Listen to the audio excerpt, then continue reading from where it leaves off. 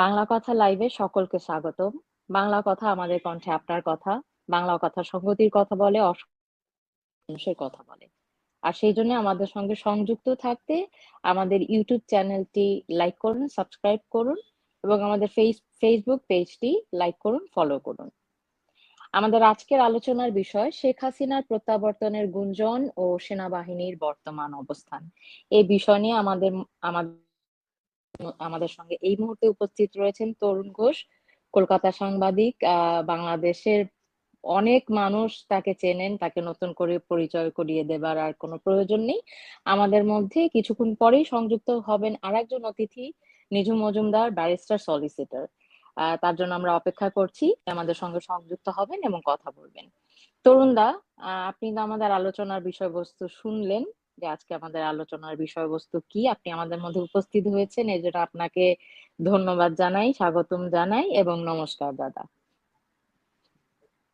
আপনাদের সবাইকে তো নমস্কার। আহ, আপনারা আমাকে এখানে ডেকে বলার সুযোগ দিয়েছেন, তার জন্য আমি কৃতজ্ঞ। সরাসরি প্রশ্নোত্তর দাদা, পর্বে তাহলে যাওয়া যাক। নিশ্চয়ই দাদা।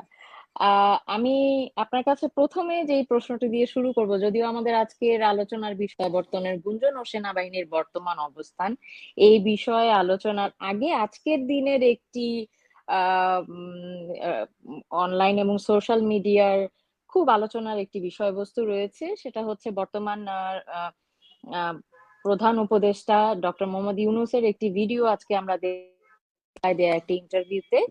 সেই ভিডিওতে ওনাকে প্রশ্ন করা হয়েছিল যে আসলে ভারত সরকারের সঙ্গে যে বাংলাদেশের একটি সম্পর্কের অবনতি ঘটেছে, যেটা বিগত 6-7 মাস যাবত আমরা শুনছি এবং ভারত বিদ্বেষও দেখতে পাই বাংলাদেশের তাদের বর্তমানের মধ্যে। এ নিয়ে তাকে যখন প্রশ্ন করা হলো, উনি বললেন যে না, এরকম আসলে কোনো বিষয়ই নয়, এগুলো অপপ্রচার। সেগুলো ভারতের সঙ্গে আগে ভালো সম্পর্ক ছিল, এখনো আছে এবং ভবিষ্যতেও থাকবে। তবে আপনাকে যেটা জিজ্ঞাসা করব, উনি ক্ষমতায় বসবার আগে ক্ষমতায় বসতে মিডিয়াতে বলেছিলেন সেভেন সিস্টার্স এর কথা এবং ভারত বিরুদ্ধে বেশ কিছু কথাবার্তা আমরা শুনেছি। এই বিষয় নিয়ে আপনার কাছে যা তথ্য এবং আপনি যা মনে করেন, সেটা যদি আপনি আমাদেরকে জানাতেন, আমাদের দর্শকদের জন্য খুবই ভালো হতো।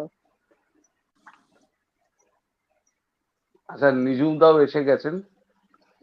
নিজুম দাকে আমরা নমস্কার ধরে তরুণ নিতে দা, পারি। কেমন আছেন আপনি? আমি ভালো আছি, নমস্কার আপনাকে। আচ্ছা, Nice যে to see you প্রশ্নটা, here. Thank you, my pleasure দাদা। প্রশ্নটা দীপান্বিতা যেটা করেছেন, সেক্ষেত্রে আমি বলি, উনি আজকে বিবিসি কে যে সাক্ষাৎকারটা দিয়েছেন, সেখানে শুধু উনি বলতে বাকি রেখেছেন মোদিজির জয়, ভারত মাতা কি জয়।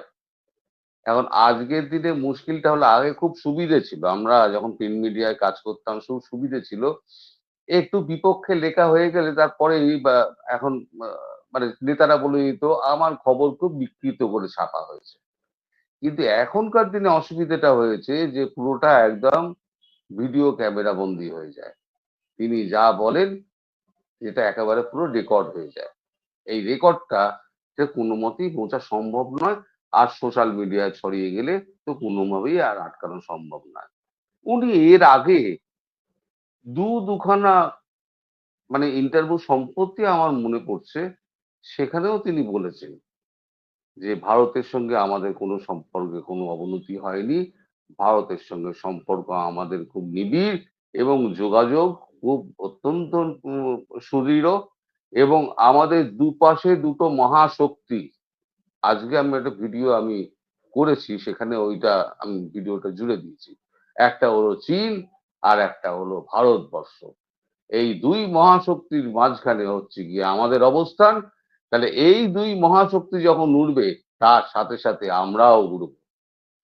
মানে মানুষকে বোকা বানানোর না, উনি মনে করেন যে মানুষ হচ্ছে গিয়ে একেবারে গাধা, তাদেরকে যা বোঝাবো তাই বুঝবে। মানুষের স্মৃতিশক্তি বলে কিছু নেই, কান বলে কিছু নেই, চোখ বলে কিছু নেই, আর তারা তো কথা বলতে পারবে না, কথা বললেই তাদের পক্ষে এখন মামলা আছে। মামলায় জুড়ে দেবে, তা একেবারে মারতে মারতে তাকে একেবারে ঢোলের মতো পিটিয়ে তাকে একেবারে জেলবন্দি করে দেবে, যে মামলা জীবনে খতম হবে না। তারপর সিরিজ মামলা তো আছে। এখন এই যে উনি বললেন না, এই বলাতে উনি আরো হাসির পাত্র হয়ে গেলেন, যে উনার নিজের অবস্থান উনি নিজে জানেন না, অথবা উনি খুব ভালো করে জানেন যে ওনার পেছনে আর কেউ নেই, আশপাশ ডাইনে বাঁয়ে আগে পিছনে কেউ নেই। ছাত্র ছিল, কেটে পড়েছে, জনতা তো আগেই ভেঙে গেছে, যে কোনো দেশ বলছেন সব দেশ ওনার সঙ্গে আছে, সেখান থেকে প্রচুর সাহায্য আসছে, এক কোথাও সাহায্য আসেনি, উল্টে সুইজারল্যান্ড গেছিলেন, সুইজারল্যান্ড ট্যাপ বন্ধ করে দিয়েছে, আমেরিকা বন্ধ করে দিয়েছে, ভারত ল্যাজ গোটাচ্ছে, তাহলে ওনার পাশে রইলটাকে। উনি এখন বুঝতে পারছেন যে উনি সম্পূর্ণ একলা হয়ে গেছেন, দেশের মধ্যে একলা হয়ে গেছেন, সেনাবাহিনীও পাত্তা দেয় না, উপদেষ্টারাও পাত্তা দেয় না, ওনার ঘরে কেউ আসে না, যমুনায় একা একা চুপ করে ইজি চেয়ারে শুয়ে থাকেন। এই হচ্ছে ওনার অবস্থা। এখন উনি ভ্রম নিজুম মজুমদার, আপনি তো নিশ্চয়ই বিগত 25শে ফেব্রুয়ারি সেনাপ্রধান যে একটি বক্তৃতা দিয়েছিলেন, একটি ভাষণের মতন বলেছেন, বারংবার একটি কথা বলেছেন, আরো অনেক কথা বলেছেন, কিন্তু একটি কথা বারবার বলেছেন যে উনি খুব লক্ষ্য করেছেন যে সেনাবাহিনীর ব্যাপারে মানুষের একটি বিতৃষ্ণা তৈরি হয়েছে, বিরূপ ধারণা এবং প্রতিক্রিয়া তৈরি হয়েছে। উনি বারবার অনুরোধ করছিলেন যে তাদেরকে যেন আক্রমণ না করা হয়। এই সহযোগিতা প্রার্থনা যে উনি করলেন, এই বিষয়ে আপনার কি বলবার আছে? এবং এরপর থেকে দেশবাসী আমরা আসলে বেশ অধীর আগ্রহ রয়েছি যে সেনাবাহিনী কি করবে, কি হতে চলেছে। আমরা সেরকম কোনো কিছু আসলে দেখতে পাচ্ছি না, যদিও তারপরে শুনেছিলাম যে চিফ প্রসিকিউটর আসলে সেনানিবাসে ডেকে নিয়ে যাওয়া হয়েছিল। কেন ডেকে নিয়ে যাওয়া হয়েছিল সেই বিষয়ে আসলে আমরা কোনো কিছু জানি না। তো দেশবাসী এক ধরনের অধীর আগ্রহে রয়েছে যে সেনাবাহিনী কি করবে, কি অবস্থান তাদের এখন, সে বিষয় নিয়ে। যেহেতু আমরা এই বিষয়ে কোনো তথ্য জানতে পারছি না, তাই আপনার কাছ থেকে জানতে চাইছি। প্রথমে আমি একটু চেক করে নেব যে আমার ভয়েস পরিষ্কারভাবে আসছে কিনা। আমি শুনতে পাচ্ছি। আমাকে কি? ওকে, পারফেক্ট। হ্যাঁ। প্রথমত আমি একে যদিও সেনাপ্রধান বলি না, আমি বলি জঙ্গি বাহিনীর প্রধান। তারপরেও আমি যেহেতু 25 তারিখের বক্তব্যকে অ্যাপ্রিসিয়েট করি, 25 তারিখের স্ট্যান্ডকে আমি মনে করি যে এটা ঠিক ছিল, সেই জায়গাতে আমি আর কোন ধরনের অ্যাটাকিং মোডে আমি থাকবো না। এটা হচ্ছে এখন পর্যন্ত আমার অবস্থা। নাম্বার ওয়ান, এটা বলে নেওয়া ভালো। এই পুরো বক্তব্যের মধ্যে আমি কয়েকটা ভাগে ভাগ করতে পারি। নাম্বার ওয়ান, বিডিআর বিডিআর এ বা বিডিআর জওয়ানদের মাধ্যমে সেনাবাহিনী অফিসারদেরকে হত্যা করা, দেশের আইন শৃঙ্খলা পরিস্থিতি, 3 নাম্বার হচ্ছে ইলেকশন। আমি এই 3টি বিষয়কে ভাগ করি। বাংলাদেশে 5ই অগাস্টের যে জঙ্গি হামলা হয়েছে, টোকাইদের মাধ্যমে বা কিছু চোরদের মাধ্যমে যে হামলাগুলোর আমরা দেখেছি, সেগুলোর মধ্যে বাংলাদেশে এক প্রবল অরাজকতা আমরা লক্ষ্য করেছি। সেনাবাহিনীর প্রধান তিনি বলেছিলেন যে তিনি মানুষের জানমাল নিরাপত্তা দেবেন, তিনি সার্বভৌমত্ব রক্ষা করবেন, তিনি দেশের মানুষকে নিরাপত্তা দেবেন, এই ধরনের কথা তিনি দিয়েছেন। একই সাথে তিনি যে অপরাধটা সংঘটিত করেছেন সেটা হচ্ছে একটি নিষিদ্ধ ঘোষিত একটি দল জামাতে ইসলামীকে তিনি রাজনৈতিক আলোচনাতে ডেকেছেন, যেটা অত্যন্ত গর্হিত অপরাধ এবং বাংলাদেশের আইনে তিনি রাষ্ট্রদ্রোহ অপরাধ করেছেন বলে আমি মনে করি। যাই হোক, সবকিছুর পরে যেটা হয়েছে সেটা হচ্ছে যে প্রথমত আসে আমি হচ্ছে বিডিআর জওয়ানদের বিচারের ক্ষেত্রে একটা দীর্ঘ সময় ধরে, অর্থাৎ গত 6 মাস ধরে আপনি টানা শুনে এসেছেন, বা একটা লম্বা সময় ধরে বাংলাদেশে একটা স্মিয়ার ক্যাম্পেইন চলেছে। স্মিয়ার ক্যাম্পেইনটা কি? সেটা হচ্ছে যে এই হত্যাকাণ্ড নাকি ভারত করেছে। বাংলাদেশে যা কিছু ঘটে এই অংশটা, অর্থাৎ যারা এগুলা ছড়ায়, ধরা যাক একটা পাখি উড়ে যাচ্ছে আপনার মাথার উপর দিয়ে, এই পাখির রং আপনার ভাল লাগলো না, এইটা ভারত ছেড়ে দিয়েছে এই পাখি। বাংলাদেশে সাপ এসেছে, রাসেল ভাইপার, ওইটাও নাকি ভারত ছেড়ে দিয়েছে। বাংলাদেশে আপনার যা কিছু ভাল লাগবে না সব ভারত। এই যে একটা ছ্যাঁচড়ামি, এই যে একটা দেশকে নিয়ে ক্রমাগত নোংরামি, আবার রাতের আধারে সেই দলটার পা চেপে বসে থাকা, এটা না আমাকে এক ধরনের ট্রমা দেয়। এই যে আপনি আজকে ইউনূসকে, এই যে দখলদার বাহিনীর প্রধান, এই যে মলম বিক্রেতাটাকে আপনি আজকে দেখলেন বিবিসি কে উড়ে উড়ে, হ্যাঁ ভারতের সমস্যা ঠিক, হ্যাঁ হ্যাঁ খুবই ভালো খুবই ভালো খুবই ভালো, এই যে একটা মলম বিক্রেতার মতো আজকে আচরণ দেখলেন না, এটা এমনি এমনি হয়নি। বলে না যে আহ ওই যে ঠেলার নাম বাবাজি, ব্যাপারটা ওইরকম। আপনার যেখানে ভারতকে সারাদিন দোষারোপ করে, কয়দিন আগেও এই একই লোক কিন্তু বলেছে সেভেন সিস্টার্স এর সাথে সে ব্যবসা করবে, ভারতের সাথে করবে না, সেভেন সিস্টার্স এর সাথে করবে। কোন কি পরিমাণে বজ্জাত একটা 84 বছরের একটা বজ্জাতের কর্মকাণ্ড। ফলে এই যে সমস্ত সার্বিক কর্মকাণ্ড, এটা কিন্তু সেনাবাহিনীর উপরে একটা প্রেসার এসেছে। 2 নাম্বার হচ্ছে যে বিডিআর জওয়ানদের উপরে যেই এই যে হত্যাকাণ্ডটা, সেটা ভারতের উপরে দায় চাপানো, আওয়ামী লীগের নেতাদের উপরে দায় চাপানো, সেই সময়টা কিন্তু একটা দায়িত্বরত ছিলেন এই ওয়াকার সাহেব। এই এই এই সময় তিনি দায়িত্বরত ছিলেন। নতুন ইনভেস্টিগেশন সমস্ত কিছু কিন্তু তার উপরেও এসে পড়বে। ফলে সেই জায়গাতেও তার একটা ভয় কাজ করে। 2 নাম্বার হচ্ছে যে এই মুহূর্তে ভারত এবং আমেরিকার যে অ্যালায়েন্সটা আমরা লক্ষ্য করেছি, সেটা খুবই প্রবল শক্তির। এটা নিশ্চয়ই আপনি যত যাই আপনি আলোচনা করেন না কেন, এটা উপেক্ষা আপনি করতে পারবেন না। ফলে উপমহাদেশের রাজনীতিটা আমেরিকা ভারতের চোখে যে দেখতে চাইবে, বাংলাদেশকে যে একটা ইন্ডিভিজুয়াল বিবেচনা করবে, এইটা আমি মনে করি না। কারণ তার এখানে মানে পরম শক্তিধর আরেকটা রাষ্ট্র আছে, সেটা হচ্ছে চায়না। এই চায়নাকে ডিল করা এটা পাকিস্তান দিয়ে হচ্ছে না, পাকিস্তানের জঙ্গিদেরকে দিয়ে হবে না। ফলে ভারত এই অঞ্চলে আমেরিকার সবচাইতে কঠিন অ্যালাই হচ্ছে ভারত। সুতরাং ভারতের স্বার্থ কোনো জায়গাতে ক্ষুণ্ণ হয়, আমার মনে হয় না ট্রাম্প প্রশাসন সেটা করবে। হয়তো আপনি দেখবেন যে তাদের অনেক ইমিগ্রেন্টকে ধরে পাঠিয়ে দিয়েছে। তারপরে দেখবেন ছোটখাটো কয়েকটা পদক্ষেপ, যেটাতে আমাদের দেশের যারা অকলম অশিক্ষিত তারা বলছে এই তো ইমিগ্রেন্টদেরকে ধরে পাঠিয়ে দিয়েছে, তার মানে হচ্ছে যে ট্রাম্পের সাথে মনে হয় মোদির খুবই খারাপ সম্পর্ক হয়েছে। এগুলো যে আসলে দেশ কিভাবে চিন্তা করে জানেন তো, যে আমি যেভাবে ভাবি, মানে নিজে যেভাবে ভাবে অন্যকে সেভাবে ভাবায়। সেটারও একটা উদাহরণ আপনাকে দিয়ে দিই। যেমন ভারতের মিডিয়ার উপরে বাংলাদেশের মানুষের বা এই দখলদার বাহিনীর খুব রাগ। কেন? কারণ ধরেন নাগরিক টিভি, ধরেন ডিবিসি, এটিএন বাংলা বা বাংলাদেশের যতগুলো চ্যানেল একটা ধমক দিয়ে বলে দিল এই অমুক খবর প্রকাশ করতে হবে, দেখা যাবে যে সারাদিন বাতাবি লেবুর বাম্পার ফলন হচ্ছে। তো ওরা মনে করে যে ভারতের চ্যানেলগুলোও মনে এইভাবে কাজ করে, অর্থাৎ নিজে যে নোংরা ওই নোংরাতে অন্যকে গোসল করাতে চায়। ফলে তারা মনে করে যে আমি যেইভাবে ভাবি যে ভারতের একজন ইমিগ্রেন্টকে আমেরিকা থেকে যদি ভারতের সাথে আসলে ব্যাপারটা একেবারেই তা না। ভারতে এখনো আমেরিকানদের আসতে হলে ভিসা প্রসেস এগুলোর মধ্য দিয়ে আসতে হয়। তার মানে কি ভারতের সাথে আমেরিকার খারাপ সম্পর্ক হয়ে গেল? না, এগুলো আলাদা পলিসি। ফলে আমেরিকা এবং ভারতের ওই চাপটাও আছে।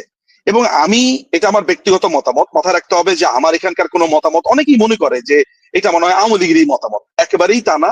আমি ব্যক্তিগতভাবে মনে করি যে এটা আমার একেবারে ব্যক্তিগত অবজারভেশন, সেটা হচ্ছে ওয়াকার আমেরিকার ফু ছাড়া ইমামতি করে না, মানে কোনো দোয়া দুরুদ পাঠ করে না বা দোয়া দুরুদ পাঠ করে না আমেরিকার কোনো নির্দেশ ছাড়া। সুতরাং আপনি যা কিছু দেখছেন এগুলো সব হচ্ছে, আমার কাছে মনে হয় এখানে আমেরিকান হাওয়া আছে আর ভারতের সতর্কতা আছে বলেই আমি ধারণা করি। কিন্তু আমি এর মাধ্যমে এটাও মনে করি যে সে যে বার্তা দিয়েছে সেটা আনপ্রেসিডেন্টেড। আমি কিন্তু বাংলাদেশের কোন সেনা প্রধানকে এত কঠিন বক্তব্য আমাদের সাম্প্রতিক সময় দিতে দেখিনি, যেটার বার্তা খুবই পরিষ্কার, আইদার তুমি ঠিক হয়ে যাও, otherwise ready for the deadline. আপনি কি বুঝতে পারছেন আমার কথা? ফলে আমার কাছে মনে হচ্ছে যে যেই জোর করে যেই দায়গুলো বিডিআর এর পুরো ঘটনার দায়টা সেনাবাহিনীর উপরে চাপানো হচ্ছে, এইটা ওয়াকারকে কনসার্ন করেছে, নাম্বার ওয়ান। নাম্বার টু হচ্ছে ইলেকশনের ব্যাপারে মাথায় রাখবেন, বলেছে কি ইনক্লুসিভ ইলেকশন। অর্থাৎ এইখানে যদি বাংলাদেশের সবচাইতে জনপ্রিয় এবং বৃহত্তম দল বাংলাদেশ আওয়ামী লীগকে বাদ দিয়ে কোনো ইলেকশনের ধান্দা করে, সেখানেও কিন্তু বিপদ আছে। কারণ আমেরিকানরা বারবার বলছে, ইন্ডিয়ান বলেন, রাশিয়ানরা বলেন, সবাই কিন্তু পরিষ্কার করে একটা ইনক্লুসিভ ইলেকশন বলছে। এটা একটা পাগলেও জানে যে বাংলাদেশ আওয়ামী লীগ যদি ইলেকশনে না থাকে সেটা কোনো ইলেকশন হবে না। ফলে সেনা প্রধানের এই বক্তব্যকে আমি স্বাগত জানাবো, যদিও তার অসংখ্য ভুল ভ্রান্তি আছে। তার কারণে 32 নাম্বারকে এই ধরনের পরিণতি বরণ করতে হয়েছে, অনেক নিরীহ মানুষকে প্রাণ দিতে হয়েছে, তাদের গাফিলতির কারণে পুলিশ সদস্যরা শিকার হয়েছে। তাদের দায়িত্ব কি? গত 54 বছরে কোনো যুদ্ধ করেছে? এই এত অস্ত্র শস্ত্র এত ট্রেনিং নিয়ে দেশকেই যদি বাঁচাতে না পারে, দেশের তাদের তো ম্যাজিস্ট্রেসি পাওয়ার আছে, তাহলে ম্যাজিস্ট্রেসি পাওয়ার দিয়ে তাদের লাভ হলো। সুতরাং ওয়াকারের এই বক্তব্যটা গুরুত্ব বহন করে আমার কাছে, বাট আমি এখনো পর্যন্ত তাকে ওয়াচে রাখছি। আমি মনে করি না তাকে বিশ্বাস করবার আমার পক্ষে অন্তত কোনো কারণ আছে, কিন্তু তার বক্তব্য আমি স্বাগত জানাই। ধন্যবাদ। ধন্যবাদ নিজু মজুমদার। জিজ্ঞাসা করতে চাইছি, আপনার বেশ কিছু ডিসক্লোজারে আমরা দেখেছি আপনি বারংবার বলেছেন মার্চের 23 তারিখের মধ্যে মাননীয় প্রধানমন্ত্রী শেখ হাসিনা বাংলাদেশে ফিরবেন।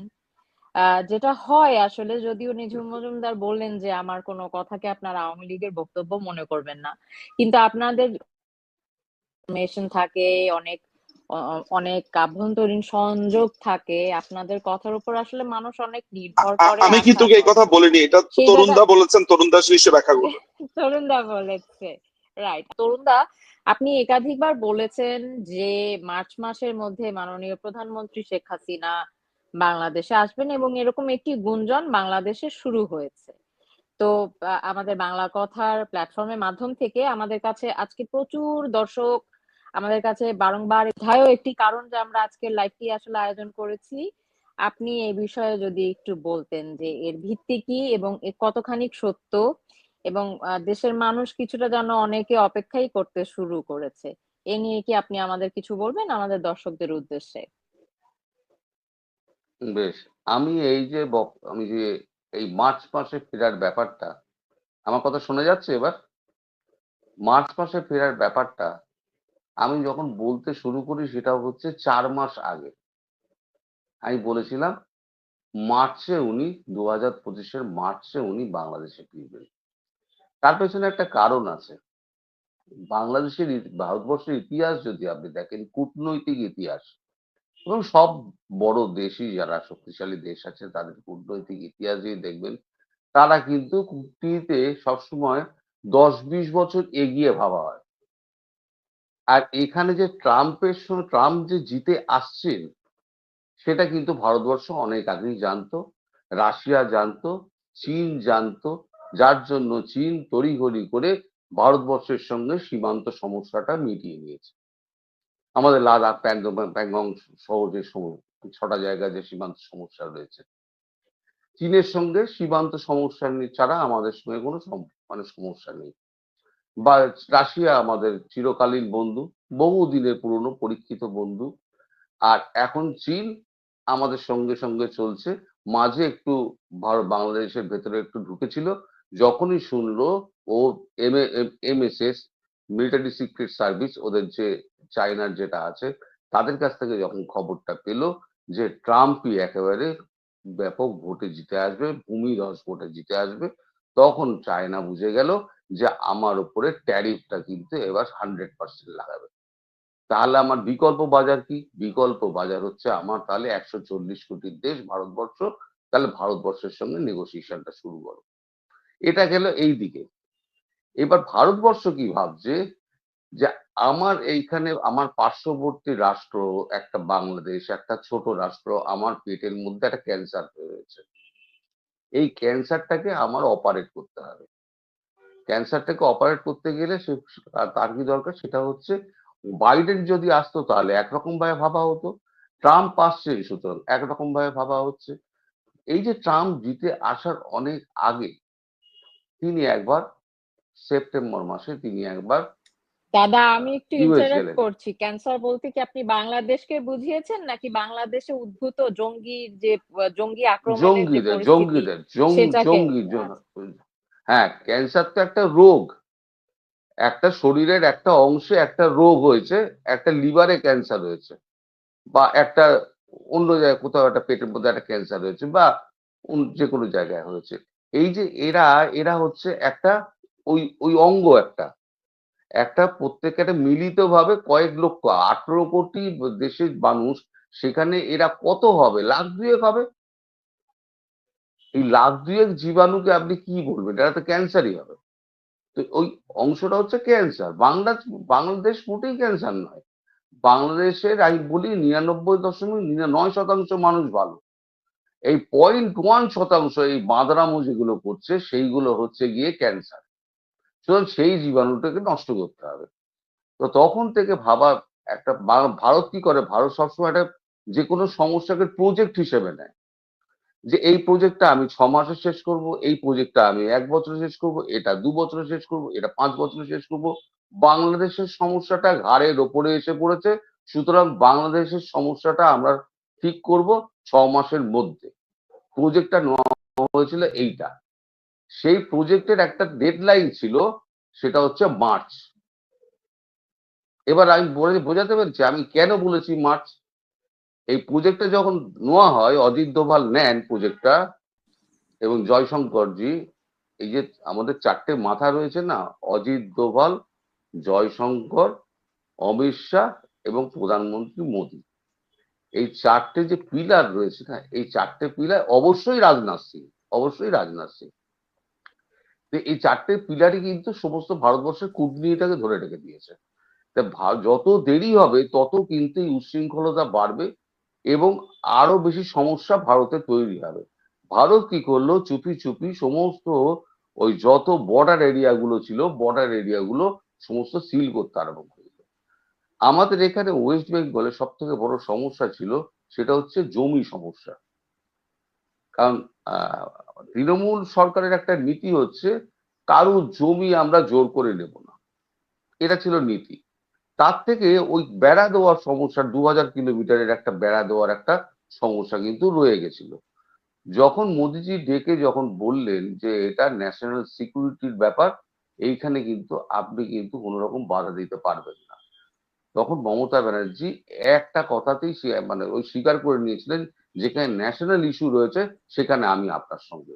তারপর থেকে এই যে এত ধরপাকড় হচ্ছে ওয়েস্ট বেঙ্গলে, এই যে জমি ঘেরা হচ্ছে, এই যে গুলি চালানো হচ্ছে, সীমান্ত হত্যা হচ্ছে, এই সবকিছু মমতা ব্যানার্জি কিন্তু মুখ বুজে বসে আছেন, একটি রা করেননি।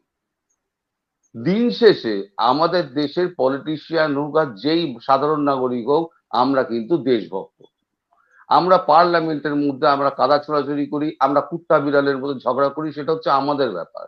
কিন্তু যখন বিদেশি যখন শক্তি যখন আমাদের উপরে টার্গেট করবে, যখন আমরা বিদেশি শক্তির দ্বারা আমরা আক্রান্ত হব, তখন কিন্তু আমরা সবাই ইউনাইটেড, এবং আমরা তখন একটা সমস্ত এটাকে একটা প্রজেক্ট হিসেবে ধরে নিই।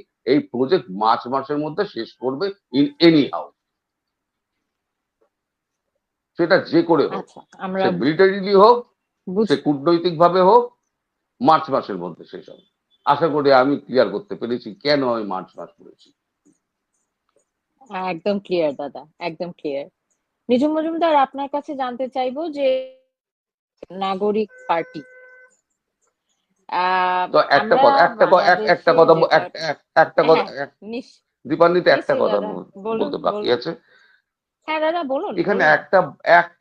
এখানে একটা কিন্তু রয়েছে, একটা কিন্তু, এটা যে এখন ভারতও জানে যে এই অবস্থায় মানে হাসিনার ফেরাটা ঠেকানোর জন্য দেশের মধ্যে একটা অস্থিরতার সৃষ্টি করতে পারে।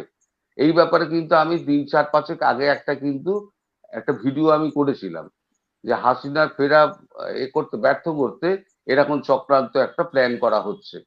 এই চক্রান্তটা কিন্তু চলছে, এবং এটাকে কিন্তু ব্যর্থ করার জন্য একটা বাংলাদেশের মধ্যে চূড়ান্ত অস্থিরতার একটা চেষ্টা করবে। এবং সেই চেষ্টা যখন হবে তখন মিলিটারি অ্যাকশন হবে, এই এটা বিষয়ে একদম আপনি নির্ধারিত। আপনার কাছে একটু পরে একটু আপনি তখন ইন ডিটেলস আমাদের দর্শকদের উদ্দেশ্যে এটা জানাবেন।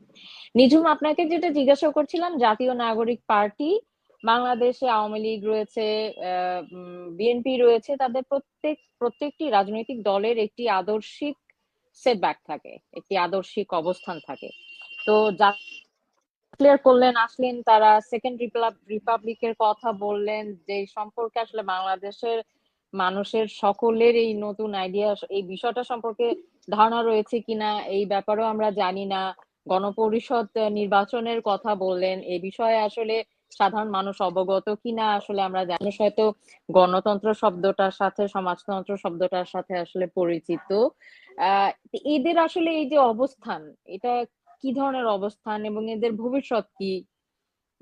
তারা এই যে কিছু নতুন নতুন শব্দের উদ্ভব করেছে, এগুলো আমরা আসলে অত ভালো বুঝিও না, কিংবা সাধারণ মানুষের কথা কত করবেন এই সেকেন্ড রিপাবলিক বিষয়টা কি, গণপরিষদ নির্বাচন বিষয়টা কি, এবং তাদের আসলে আদর্শটা কি, যেহেতু তারা আসলে একটি আহ, স্লোগান দিয়েছে, আচ্ছা, ইনকিলাব ইনকিলাব বুঝেছি। জিন্দাবাদ জিন্দাবাদ। আচ্ছা, প্রথমত হচ্ছে যে আপনি কি পার্টির নাম বললেন? জাতীয় নাগরিক পার্টি। আমি তো এই পার্টির নাম শুনি নাই, ঠিক করে বলেন। আচ্ছা, তাই তো। আমি একটা পার্টি গঠিত হয়েছে কিছুদিন আগে, জাতীয় টোকাই পার্টি। আপনি কি জাতীয় টোকাই পার্টির কথা বলছেন? না, আপনি এভাবে বলছেন কেন? মানে আমি আমি এটা তাহলে মানে সেই ক্ষেত্রে তো একটু আমি কোনো অ্যান্সার করতে গণমাধ্যম। পারছি না। গণমাধ্যম, আপনি গণমাধ্যমের প্রতিনিধিত্ব করতে পারেন। আপনি যেহেতু আমাকে ডাক দিয়েছেন, তার মানে আপনি আমার কথা শুনতে চান। আমার কাছে তো একটা টোকাই পার্টি কদিন আগে, আর টোকাই পার্টি কেন বলছি, সেই টোকাই পার্টি হচ্ছে যে কিছুদিন আগে একটি জঙ্গি দল বাংলাদেশের সমস্ত টোকাই এবং চোরদেরকে নিয়ে একটি জঙ্গি হামলা করেছে। আপনি যদি সেই চোর এবং জঙ্গি হামলা, আমি তো প্রমাণ সহ কথা বলছি আপনাকে, আপনি যদি বলেন যে গণমাধ্যমে আমি সত্যি কথা বলতে পারবো না। চুরি করেছে কিনা, এখানে টোকাই ছিল কিনা, এটা আমাকে বলেন, ইয়েস অর নো। হ্যাঁ, ছিল কি? আমরা দেখেছি গণভবন থেকে অনেক চুরি হতে, চুরি টুরি আচ্ছা, হতে তাহলে আমরা টোকাই দেখেছি, না, প্রচুর চুরি হতে ইয়েস অর নো, আমরা। টোকাই ছিল কিনা? টোকাই ছিল। হ্যাঁ, টোকাইও ছিল। মানে আমরা তাহলে যদি বেশ কিছু টোকাইও থাকে, আর কে কে ছিল? আর কে ছিল? সেখানে আমরা আবার বেশ কিছু গণ্যমান্য ব্যক্তিদেরও দেখেছি, আপনিও সেটা জানেন, তাহলে যাদের আপনি, আচ্ছা টোকাইয়ের ঠিক আছে, না কাতারে না ঠিক ফেলা আছে, যাবে না, আপনি তারা কোনো আপনি রাজনৈতিক গণ্যমান্য, দল ঠিক আছে, গঠনের ঠিক আছে, ঠিক সাথে আছে, আমি ঠিক আছে, সহমত। ঠিক আছে, ঠিক আছে, আপনার সাথে তাহলে আমি আপনাকে একটা পাল্টা প্রশ্ন করি। এই যে ছাত্র জনতা বলা হয়েছে, যারা ছাত্র তারা জনতা না?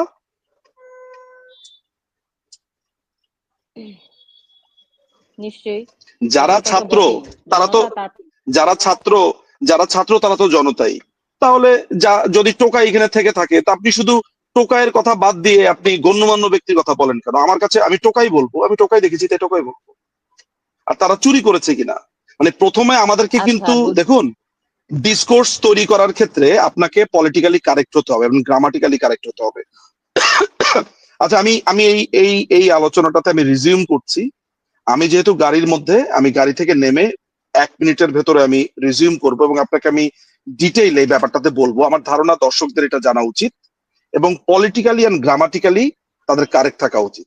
আমি অনুরোধ করবো আপনি যদি একটু তরুণ দাকে দিয়ে চালিয়ে যান, আমি জয়েন করছি উইদিন 1 or 2 মিনিটস। নিশ্চয়ই, এবং আপনি প্লিজ আমরা যা জানতে চেয়েছি সেটারও উত্তর দিবেন, আপনারটাও আমরা শুনবো। অফকোর্স। তরুণ দা, আমি আপনি প্রথমে একটু আগে আমি প্রথমে কারেক্ট করতে চাই আপনার পলিটিক্যাল পার্টির নাম, তারপরে আপনার বন্দোবস্ত, রিপাবলিক, গণপরিষদের এইসব টোকাই শ্রেণীর শব্দ। হ্যাঁ, আমার আমার ধারণা আমি আইনটা এবং শব্দ ভালোই বুঝি, দর্শনও আমার হালকা পাতলা কিছু পড়া আছে বলে আমি মনে করি। ফলে আমার ধারণা আমি আপনাকে অ্যান্সার গুলো করতে পারবো, but just give me 2 minutes, okay? আমি আমি একটু ব্রেক কারেক্ট নিচ্ছি। করতে চাই, এটা আমার আমার পলিটিক্যাল পার্টি না, প্লিজ আপনি ফিরে আসুন, আমরা আপনার জন্য অপেক্ষা করছি। শিওর। দাদা, আপনি হুম। জঙ্গি অভ্যুত্থানের কথা বলছিলেন দাদা, যেখান থেকে আমি বললাম যে আপনার কাছে আমি আবার ফিরে আসার হুম সঙ্গে আমি একটু এই বিষয়েও জানতে চাই যে যেটা নিঝুম একটু আগে আমাদেরকে বলছিলেন আসলে যে এই বিডিআর বারংবার আসলে ভারতকে দায়বদ্ধ করা হয়, ভারতের দিকে আঙুল তোলা হয়। অনেক আমরা অনেক অনেক অনেক সেনা কর্মকর্তাদের ছেলেমেয়েদের মুখ থেকেও কিছুদিন আগে এই ধরনের কথা শুনেছি। নিয়ে কি আপনি আমাদেরকে কিছু বলতে চান কিনা? এখন এই যে বাংলাদেশটা হয়ে গেছে তো এখন পাকিস্তানের মতো। পাকিস্তানের আইডিওলজি ঢুকে গেছে।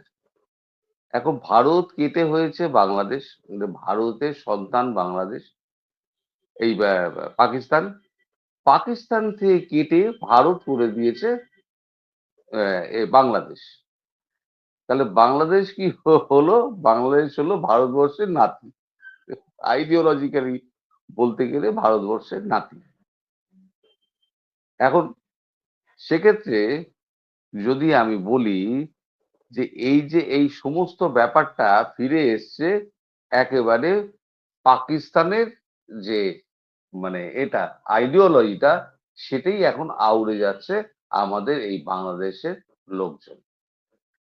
এরপরে আপনি যে প্রশ্নটা আমায় করেছিলেন সেই প্রশ্নটা আরেকবার বলুন, আমি তো মানে ভুলে গিয়েছি প্রশ্নটা আর কি, দাদা মনটা বলতে অন্যদিকে চলে চাইছি গেছিল। যেটা নিঝুমের আলোচনার মধ্যে দিয়ে উঠে আসলো এবং আপনি যেটার একটি অন্তর্নিহিত একটি কথা বলতে বাংলাদেশে যেন ফিরতে না পারে সেটার বিরুদ্ধে কিছু ষড়যন্ত্র হবে এবং সেই ধরনের হুম ষড়যন্ত্র হলে সেনাবাহিনী অ্যাক্টিভ হবে বা এরকম একটা কথা বলেছেন। সে সম্পর্ক আপনার কাছে জানতে চাই। সঙ্গে আমার যে প্রশ্নটি ছিল সেটা হচ্ছিল এই যে বারংবার আমরা শুনি বিডিআর হত্যার পেছনে ভারতের একটি বিষয়, যদি আপনি এই দুটো বিষয় সম্পর্কে আপনি যদি আমাদেরকে একটু বলতেন। হুম হুম হুম হুম হুম হুম। এই বিডিআর হত্যার বিষয়টা দেখুন, বাংলাদেশের ভেতরে একটা বিদ্রোহ হয়েছে। সেই বিদ্রোহ করেছে বিডিআর, সেনাবাহিনী কে মেরেছে, খুন করেছে, ৫৭ জন না কতজনকে খুন করেছে। সেখানে ভারতের কি রোল থাকতে পারে? এখানে ভারতের কি মানে লাভ কি ক্ষতি? আমাকে একটুখানি হিসেব, যারা অভিযোগ করেন তারা যদি একটু লাভ ক্ষতিটা আমায় বলে দেন, যে ভারত করলে পরে ভারতের এই লাভটা হয়েছে বিডিআর এই হত্যাকাণ্ড ঘটিয়ে। একটা জিনিস মানুষে করে, তার তো লাভ ক্ষতির হিসেব করে করে। ভারতবর্ষের কি লাভ হয়েছে, যে ভারতবর্ষের কি গায়ে জ্বালা লেগেছে, যে ভারতবর্ষের ওই সেনা কতগুলো বিডিআর দিয়ে কতগুলো ৫৭ জন সেনাকে মেরে দিয়ে ভারতের কি লাভ হবে? আর ভারত যাবেই বা কেন? ওই বাংলাদেশ দাদা এখন ওই দুদিন পাকিস্তানের আগেও মতো এখন যা হয় সব করছে দাদা ভারত করছে। যা হলো ভারত করছে। কেননা দাদা কেননা দুদিন আগেও বিজিবি এন্ড বিএসএফ এর মধ্যে একটি অসন্তোষ দেখা গিয়েছে, এটা বারংবারই চলতে থাকে সীমান্ত নিয়ে, সে কারণে হয়তো প্রশ্নটি আসতে পারে, সেজন্য আপনি আমাদেরকে একটু বলুন। ভারতবর্ষের সীমান্তে শুধু বাংলাদেশি মারা যায় কেন, এই প্রশ্নটা তো আমার আছে। এই প্রশ্নের জবাব কিন্তু আমি এখনো পর্যন্ত পাইনি। একজন ভারতীয় কিন্তু মারা যায় না বাংলাদেশের সীমান্তে। মানে কাঁটাতারের এপারে ভারতীয় ভূমিতে তারা গুলি খেয়ে মরে কেন? কাঁটাতার টপকে আসছে, তাকে বারণ করা হচ্ছে। এখন তো শুট অ্যাট সাইট অর্ডার দেওয়া হয়ে গেছে, তো এখন তো মারা হবেই। তখন ছড়রা গুলি মারা হতো, তখন মারার কিন্তু এরকম কোনো রকম নির্দেশ ছিল না। কিন্তু দু একটা ছোটখাটো সংঘর্ষ কিন্তু হতো। এবং যখন তারা কাটারি ফাটারি দিয়ে তাড়া করতে এসতো, একজন জওয়ানের হাত কেটে আলাদা করে দিয়েছে। এই রিসেন্ট ঘটনা, যেখানে একজন মারা গিয়েছে, এই ৩-৪ দিন আগের ঘটনা। হাত কেটে দিয়েছে, তার জীবনটা নষ্ট হয়ে গেছে জওয়ানের। তা সে গুলি চালাবে না?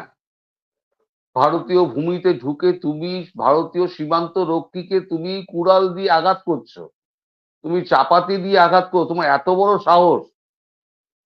এই ভারতবর্ষের বুকে যদি শত্রুর পা পড়ে, শত্রুকে ভারতবর্ষ মারবে। সে যে শত্রুই হোক, সে বাংলাদেশের যদি সন্ত্রাসবাদী হয় তাকেও মারবে, যদি পাকিস্তানের সন্ত্রাসবাদী হয় তাকেও মারবে। সন্ত্রাসবাদী সন্ত্রাসবাদী, তার কোনো ধর্ম হয় না। এবং এই প্রশ্নে আমি ভারত সরকারের পক্ষে সম্পূর্ণভাবে একমত। হ্যাঁ দাদা, আপনি যেটা বলছিলেন আর একটি বিষয় যে আহ, যদি আসলে না ফেরার কে প্রতিহত করবার জন্য যদি কোনো ষড়যন্ত্র হয়, দাদা কি ডিসকানেক্টেড হয়ে গেলেন? না, আমি ব্যাক করেছি, আপনি আহ, নিশ্চয়ই আমাকে দেখতে পাচ্ছেন। আচ্ছা, হ্যাঁ আমি আপনাকে দেখতে পাচ্ছি নিজুম দাদা। আবার সংযুক্ত হলে ওনার কাছে আমরা প্রশ্নটি নিয়ে ফেরত যাবো। আপনি যে করেছিলাম, আপনি বলেছেন আমাদের করা প্রশ্নটির উত্তর দিবেন, এবং আপনি একটি ন্যারেটিভ চেঞ্জ করতে চান বা কিছু একটা বলছিলেন, বলুন।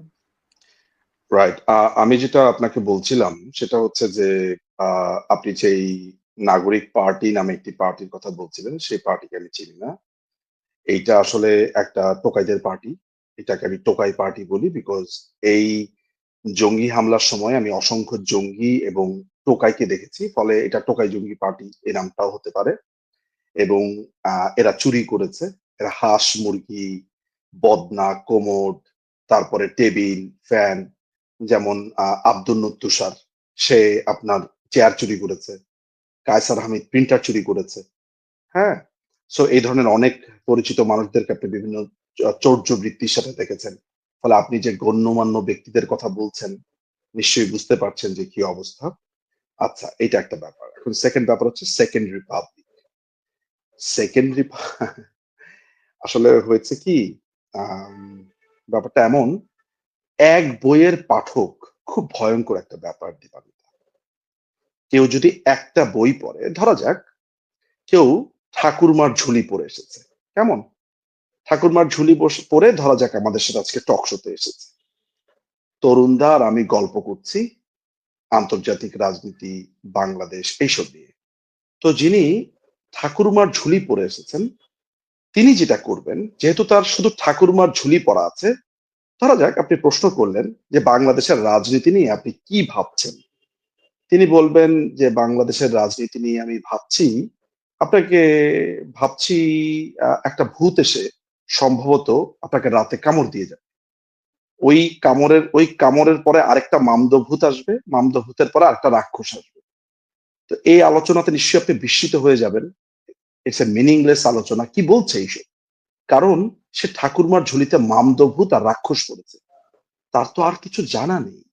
ফলে সেকেন্ড রিপাবলিক, গণপ্রজাতন্ত্রী বাংলাদেশ মুক্তিযুদ্ধের মাধ্যমে স্বাধীন হওয়া একটি সার্বভৌম রাষ্ট্র। সেকেন্ড রিপাবলিক মানে মানে কি? আপনি আরেকটা বাংলাদেশ বানিয়েছেন। মাথায় রাখবেন যে জামাতি, হিজবুতি, এই এক্সট্রিমিস্টের একটা অনেক দিনের খায়েশ ছিল তারা একটি আলাদা বাংলাদেশ গড়বে। এই আলাদা বাংলাদেশ গড়ার কাজে যখন তারা এই জঙ্গি হামলাতে দখল করতে পারলো, তখন তারা দেখলো যে মুক্তিযুদ্ধ তাদের খুবই বিরক্ত করছে। মুক্তিযুদ্ধের ন্যারেটিভ, মুক্তিযুদ্ধের চেতনা, বঙ্গবন্ধু, প্রগতিশীলতা, মুক্তবুদ্ধি, বইপত্র, এগুলো প্রত্যেকটা জিনিস তাদের জন্য খুবই ডিস্টার্বিং এলিমেন্ট। তো এগুলো মুছে দিতে হবে। এগুলো মুছে দিতে হলে তাদেরকে এমন একটা জগতে জাম্প করতে হবে, যেই জগতে তারা নতুন করে একটা ন্যারেটিভ, একটা নতুন ডিসকোর্স তৈরি করতে পারবে। ঠিক আছে, যেইখানে তাদের নতুন মামদভূতের একটা আধিপত্য থাকবে, মামদভূতের গল্পের আধিপত্য থাকবে। তো এদের পড়াশোনা তো খুবই সামান্য। তাদের তাত্ত্বিক গুরু হচ্ছে ফরহাদ মজহার। ফরহাদ মজহার যে বই লিখেছে, সেই সব আমি শীট আলোচনায় বলবো, সেই সব আলোচনার বাইরে তারা কিছু জানে না। যেমন ধরুন, আমি আপনাকে একটা ছোট্ট উদাহরণ দিয়ে বুঝাই। সেটা হলো যে আমাদের মেট্রো রেল রেল কার্ড যেটা আছে, মেট্রো কার্ড, আমরা যখন মেট্রো রেলে চড়ি, লক্ষ্য করে দেখবেন সেখানে স্মৃতিসৌধের ছবি ছিল, শহীদ মিনারের ছবি ছিল, কিংবা এমন ছবি ছিল যেটা দেখে আপনার মনে হতে পারে মুক্তিযুদ্ধ। মুক্তিযুদ্ধ শব্দটা যখন আপনার মাথাতে আসবে, তখন আপনাকে আওয়ামী লীগের কথা স্মরণ করতে হবে, আপনাকে স্মরণ করতে হবে বঙ্গবন্ধুর কথা। তারা করলো কি, রেল কার্ডের মধ্যে একটা রেলের ছবি দিয়ে দিল না, যাতে করে আপনি এই জাতীয় অর্জনগুলোর কথা স্মরণ না করতে পারেন। পৃথিবীর বিভিন্ন দেশে আমরা যখন, যেমন ইংল্যান্ড, আমি যখন হিথ্রো এয়ারপোর্টে ঢুকি, তখন আমি দেখতে পাই বি ফিটারের ছবি, অর্থাৎ তাদের যে গার্ড থাকে না, আপনার কুইনের বাসার সামনে লাল রঙের কোটটা পরা, মাথাতে একটা লম্বা একটা টুপি পরা, আপনারা নিশ্চয়ই সেটা দেখেছেন, মিস্টার বিনে আপনারা দেখেছেন মানে এই ধরনের কিছু বা দেখেছেন। তারপর তাদের ন্যাশনাল হেরিটেজ কি, তাদের যে টেলিফোন বুথ, তারপরে বাকিংহাম প্যালেস, তারপরে টাওয়ার ব্রিজ, লন্ডন ব্রিজ, এগুলো তো আপনারা দেখেছেন। তো আপনাকে ইংল্যান্ডের এই ঐতিহ্যগুলো ভোলাতে হলে কি করতে হবে? এই স্থাপনাগুলো ধ্বংস করতে হবে। ইংল্যান্ডের লম্বা যে আপনার আপনার ট্র্যাডিশন আছে, সেগুলো মিথ গুলো ভাঙতে হবে। একই ব্যাপার তারা করেছে। ফলে এই যে সেকেন্ড রিপাবলিক তারা বলছে, তারা একটা নতুন দেশ গড়তে চায়, যেই দেশটা হবে পাকিস্তানি ভাবাদর্শে। লক্ষ্য করে দেখেন, সেখানে তারা নতুন দলের আত্মপ্রকাশের কথা বলেছে। অনেক প্রশ্ন আপনার আসতে পারে যে এই নতুন দলের আত্মপ্রকাশে শিবিরের সেই হাত প্রসারিত করা কর্মীটা যে সুইসাইডাল বম্বার ছিল, যে এসে পুলিশের সামনে এসে দাঁড়িয়েছিল, তারপরে পরবর্তী তার কলিগদের, তার জামাতি কলিগদের মাধ্যমে তার খুন হয়েছিল, সেই আবু সাইদ, সে আবু সাইদের ফ্যামিলিকে পর্যন্ত কিন্তু ডাক দেয়নি এই টোকাইদের সম্মেলনে। মাথায় রাখবেন, আবু সাইদের ফ্যামিলি কিন্তু সেই অভিযোগ করেছে। এই টাকা তারা পেল কোথায়, এ প্রশ্ন করুন। তারা বলেছিল এই জঙ্গি হামলার সময় তারা ছাত্র রাজনীতির অবসান চায়। ছাত্র রাজনীতির অবসান করেছে, বরঞ্চ কথায় কথায় তারা বলেছে আয় রাজুতে আয়। তারা একে মেরেছে, তাকে ধরেছে, মারামারি করেছে। তাহলে এগুলো কি প্রতারণা ছিল না? প্রতারণা ছিল। প্রশ্ন করুন নিজেকে, প্রতারণা দেখতে পাবেন। এই ছাড়াও তারা এই টাকা কোথায় পেল, এই রাজনৈতিক দলগুলোর গঠনে তারা যে বড় বড় পাজেরো গাড়িতে চড়ছে, তারপরে এই যে মাসুদ, যে কথায় কথায় যাকে পাবলিক বলে কান্না মাসুদ, এই কান্না মাসুদ আপনার ইল্লিন থেকে 9,000 টাকার পাঞ্জাবি পড়েছে। যেই ফকিন্নি 2 দিন আগে একটা চপ্পলও কেনার তার টাকা ছিল না, সে 9,000 টাকার পাঞ্জাবি কি করে পায়? কি টাকা তাকে দিয়েছে? তারপরে এই যে হিজবুতি সার্জিস, সে তো ইল্লিনের পাঞ্জাবি ছাড়া কোনো পাঞ্জাবি তার রোচে না। তারপরে এই যে শফিক এরানি, এই যে আপনার তথাকথিত ইউনুসের দখলদার বাহিনীর প্রেস সচিব, সে 86,000 টাকার বাফলার পরে ঘুরে বেড়ায়, পাজেরো গাড়িতে চড়ে। তাদের লক্ষ লক্ষ বিটকয়েন আপনি দেখেছেন যে কয়েকশো হাজার কোটি টাকার, হাজার হাজার কোটি টাকার তাদের বিটকয়েনের নিউজ আপনি দেখেছেন। এগুলো কোত্থেকে এলো? এই জনগণের কাছে জবাবদিহি করবার কোনো দায় আছে তাদের? কথায় কথায় মানুষের বাড়ি ঘর ভেঙে ফেলছে, এগুলো কারা করে? এগুলো তো করা হচ্ছে টোকাইরা, চুরি করে, ডাকাতি করে, মানুষের আপনার বাড়িঘর ভাঙে। বাড়িঘর কোনো ভদ্রলোক ভাঙে? কেন বাড়িঘর ভাঙছে? কোন অথরিটিতে ভাঙছে? তারা রাজনীতি করতে দেবে না। তারা একে ধমকাচ্ছে, মেরে ফেলবো, কেটে ফেলবো, হাত ভেঙে ফেলবো, পা ভেঙে ফেলবো, মাথা ভেঙে ফেলবো। এই ভেঙে ফেলবো ছাড়া কোনো কথা দেখেছেন? আজকে গুড়িয়ে দেবো, আবার গুড়ানোর পরে লিখছে আজকে উৎসব হচ্ছে। তারা গরু কেটে বিরিয়ানি খাওয়াচ্ছে মানুষকে। সো এগুলো যারা করে তাদেরকে আপনি যদি যখন বলেন যে এটা গণমাধ্যমে এসে আপনি তাদেরকে টোকাই বলছেন, আপনার কি কষ্ট? মানে আমি আসলে আপনাকে অত্যন্ত পছন্দ করি দীপা, তাই আপনাকে আমি এমন কোনো শব্দ করবো না আপনি বিব্রত হন। ধরা যাক আমি খুবই জেনারেল একটা প্রশ্ন, আপনার বিব্রত লাগে না তাদেরকে আপনি নাগরিক পার্টি বলে সম্বোধন করছেন? মানে অ্যাজ এ মানুষ হিসেবে, আপনি একজন নাগরিক হিসেবে একটা ছ্যাচরা ডাকাতকে আপনার মতো করেই আপনি নাগরিক ডাকছেন, আপনার খারাপ লাগে না? তাহলে আমি টোকাই বলাতে আপনি রিয়েক্ট করলেন কেন? মানে বিবেচনা বোধ আপনারও আছে। আমি আপনাকে বিদ্ধ করছি না, আমি আপনাকে প্রশ্ন করছি দীপা। ফলে আমাদের মনে হয় পলিটিক্যালি এবং গ্রামাটিক্যালি, আপনি উত্তর দিয়েন পলিটিক্যালি এবং আমি কিন্তু আপনাকে আবারও বলছি, not in a attacking mood. আপনাকে আমি প্রশ্ন করছি যে দীপা আপনি কি মনে করেন? আমি আপনার মতামতও জানতে চাই। আপনি তো সিটিজেন, এই দেশের কনসার্ন সিটিজেন। সুতরাং যারা ছ্যাচরা, যারা মানুষকে মারে, খুন করে, হত্যা করে, দর্শন করে, এদেরকে আমি টোকাই ছ্যাচরা বলবো না কেন? মাথায় রাখবেন, আপনি যে রণবীর টোকাইকে চেনেন, এই টোকাই সেই টোকাই না। মাথায় রাখবেন, ফকিন্নি যাদেরকে বলেছি, এই ফকিন্নি ওই দরিদ্র ফকিন্নি না, মানসিকভাবে নিচু, চোর, ডাকাত, দুর্বৃত্ত, এদেরকে ফকিন্নি বলছি। ওই সুফিজমের ফকির ফকির এইসব না। মাথা রাখতে হবে আমি কোনটা বলছি। সুতরাং এগুলোকে আপনি মাথায় রাখতে হবে আমার ব্যাখ্যাগুলো। তো এই যে তারা সেকেন্ড রিপাবলিক বলছে, এই টোকাইরা, পাঠান তো একটাকে নিয়ে আসেন একদিন ধরে আমার সাথে, জিজ্ঞেস করবো হোয়াট ইজ সেকেন্ড রিপাবলিক। দেখি আমার সাথে একটু তর্ক করুক 5 মিনিট, বোঝাক আমাকে হোয়াট ইজ সেকেন্ড রিপাবলিক। কেমন? প্যান্ট তো 3-4টা নিয়ে আসতে হবে সাথে করে। সুতরাং আমি আসলে হ্যাঁ, তারা তো তাদের জি কোনো বলুন। আদর্শের ঘোষণাও দিয়েছে বলে তো তাদের কোনো আদর্শিক কিসের আদর্শ? স্ট্যান্ড এরকম কোনো কিসের কিছু কি তারা কিসের আপনি why you are expecting আদর্শ from them? আমি যেখানে বলছি এটা একটা টোকাই পার্টি, সেখানে আশ্চর্য ঘটনা। আপনি আদর্শ খুঁজতে যাচ্ছেন কেন? এই না না না দেশটা আপনার এরা সঙ্গে দখল আদর্শিক করেছে। তাদের মিল আপনার সঙ্গে না কার গেলেও সাথে আপনার আমার আদর্শিক বিরুদ্ধে কি? মানে না না আপনার না, আমি বিরুদ্ধে কার সাথে গেলেও সেটা আপনার বিরুদ্ধে গেলেও সেটাও একটা আদর্শ সংঘর্ষ না হতেই পারে, সেটা তো না, আসলে নট উপস্থাপনের নেসেসারলি, জন্য। No no no no no no no no. একটা ছিনতাইকারী ছিনতাই করে, আপনি কি বলতে পারবেন যে ছিনতাই করি না, তিনি ছিনতাই করেন, এটা তার আদর্শ? এভাবে বলতে পারেন আপনি? সো আপনি একটা খারাপের সাথে আপনি তো একটা নর্মাল মানুষের উদাহরণ করতে পারেন না। একটা ছ্যাচরা, চোর, ডাকাত, দুর্বৃত্ত, বর্বর, বেলেল্লাবাজ, এদের সাথে তো আপনি একটা নর্মাল পলিটিক্যাল পার্টিকে মেলাতে পারেন না। আপনিও ঝরেন, একজন সাংবাদিক, একজন গায়ক, একজন শিল্পী, একজন অভিনেত্রী, একজন আইনজীবী, একজন যে কোনো মানুষই সমাজের দায়বদ্ধ আছে। যে টোকাই তাকে টোকাই বলতে হবে, যে চোর তাকে চোর বলতে হবে।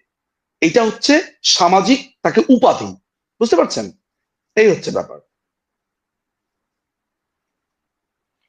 আহ রাবি ভাই, দর্শকের কাছ থেকে কি আমাদের জন্য কোনো প্রশ্ন রয়েছে কিনা আপনি একটু আমাদেরকে আমরা সেই প্রশ্নগুলো নিতে চাই। আছে কি রাবি ভাই? তরুণদা উপস্থিত হয়েছেন। আহ দাদার বোধহয় নেটওয়ার্কে একটু সমস্যা হচ্ছিল না দাদা? নেটওয়ার্কের সমস্যা হচ্ছিল, আমি আচ্ছা, জায়গা একজন প্রশ্ন পরিবর্তন করেছেন। করলাম। আমি একটা জিনিস খেয়াল করলাম, যেখানে মাদ্রাসা মসজিদ বেড়ে যায় সেখানেই উগ্রবাদ, সন্ত্রাস, জঙ্গলি এগুলো বাড়ে। আর দাদা, আপনি সেই সময় আসলে যেই কথার মাঝখানে আসলে বিচ্ছিন্ন হয়ে গেছিলেন, সেখান থেকে যদি আপনি বাকি কথাটা শেষ করতেন তাহলে আপনাকে আমি প্রশ্ন করেছিলাম যে মাননীয় প্রধানমন্ত্রী ফিরবেন, এটাকে প্রতিহত করবার জন্য যদি কোনো ষড়যন্ত্র হয় এবং কোনো অসন্তোষ তৈরি হয়, সেই ক্ষেত্রে আর্মির কি ভূমিকা থাকবে, আপনি একটা কিছু বলতে চেয়েছিলেন দাদা, বলুন। আর্মির যে ভূমিকাটা আমি আপাতত দেখছি সেটা হচ্ছে আর্মি, আপনি কতটা জানেন বা নিশ্চয়ই আপনি খবর রাখেন, সেটা হচ্ছে সুকনাতে আমাদের 33 কোর একটা পুরো বসানো আছে বহুদিন ধরে। এবং ওই আমাদের 4017 কিলোমিটার বা ওই রকম একটা আগে পিছু একটা হবে, এই কিলোমিটার লম্বা যে আমাদের স্টেজটা আছে সেটা আমাদের পুরো সুরক্ষিত হয়ে গেছে। ওয়েস্ট বেঙ্গলে 270 কিলোমিটার এখনো বাকি আছে, যে অঞ্চলগুলো কিছুটা হচ্ছে সুন্দরবন আছে, কিছুটা নদী আছে, কিছুটা জলাজমি আছে, এই ধরনের জিনিস আছে, সেগুলোতে বিশেষ নেটওয়ার্ক বসানো হয়েছে যেখান থেকে যাতে কেউ না অনুপ্রবেশ করতে পারে। এইবারে ধরুন, যদি এই ধরনের ভেতরে যদি অস্থিরতা তৈরি হতে থাকে, ক্রমশ অস্থিরতা বাড়ছে, তখন যেটা হবে সেটা হচ্ছে যে 4টে জায়গা, আমি নামগুলো বলতে পারবো না, 4টে জায়গা আছে যেখান থেকে আর্মি মুভমেন্ট হতে পারে। 4টে জায়গা আছে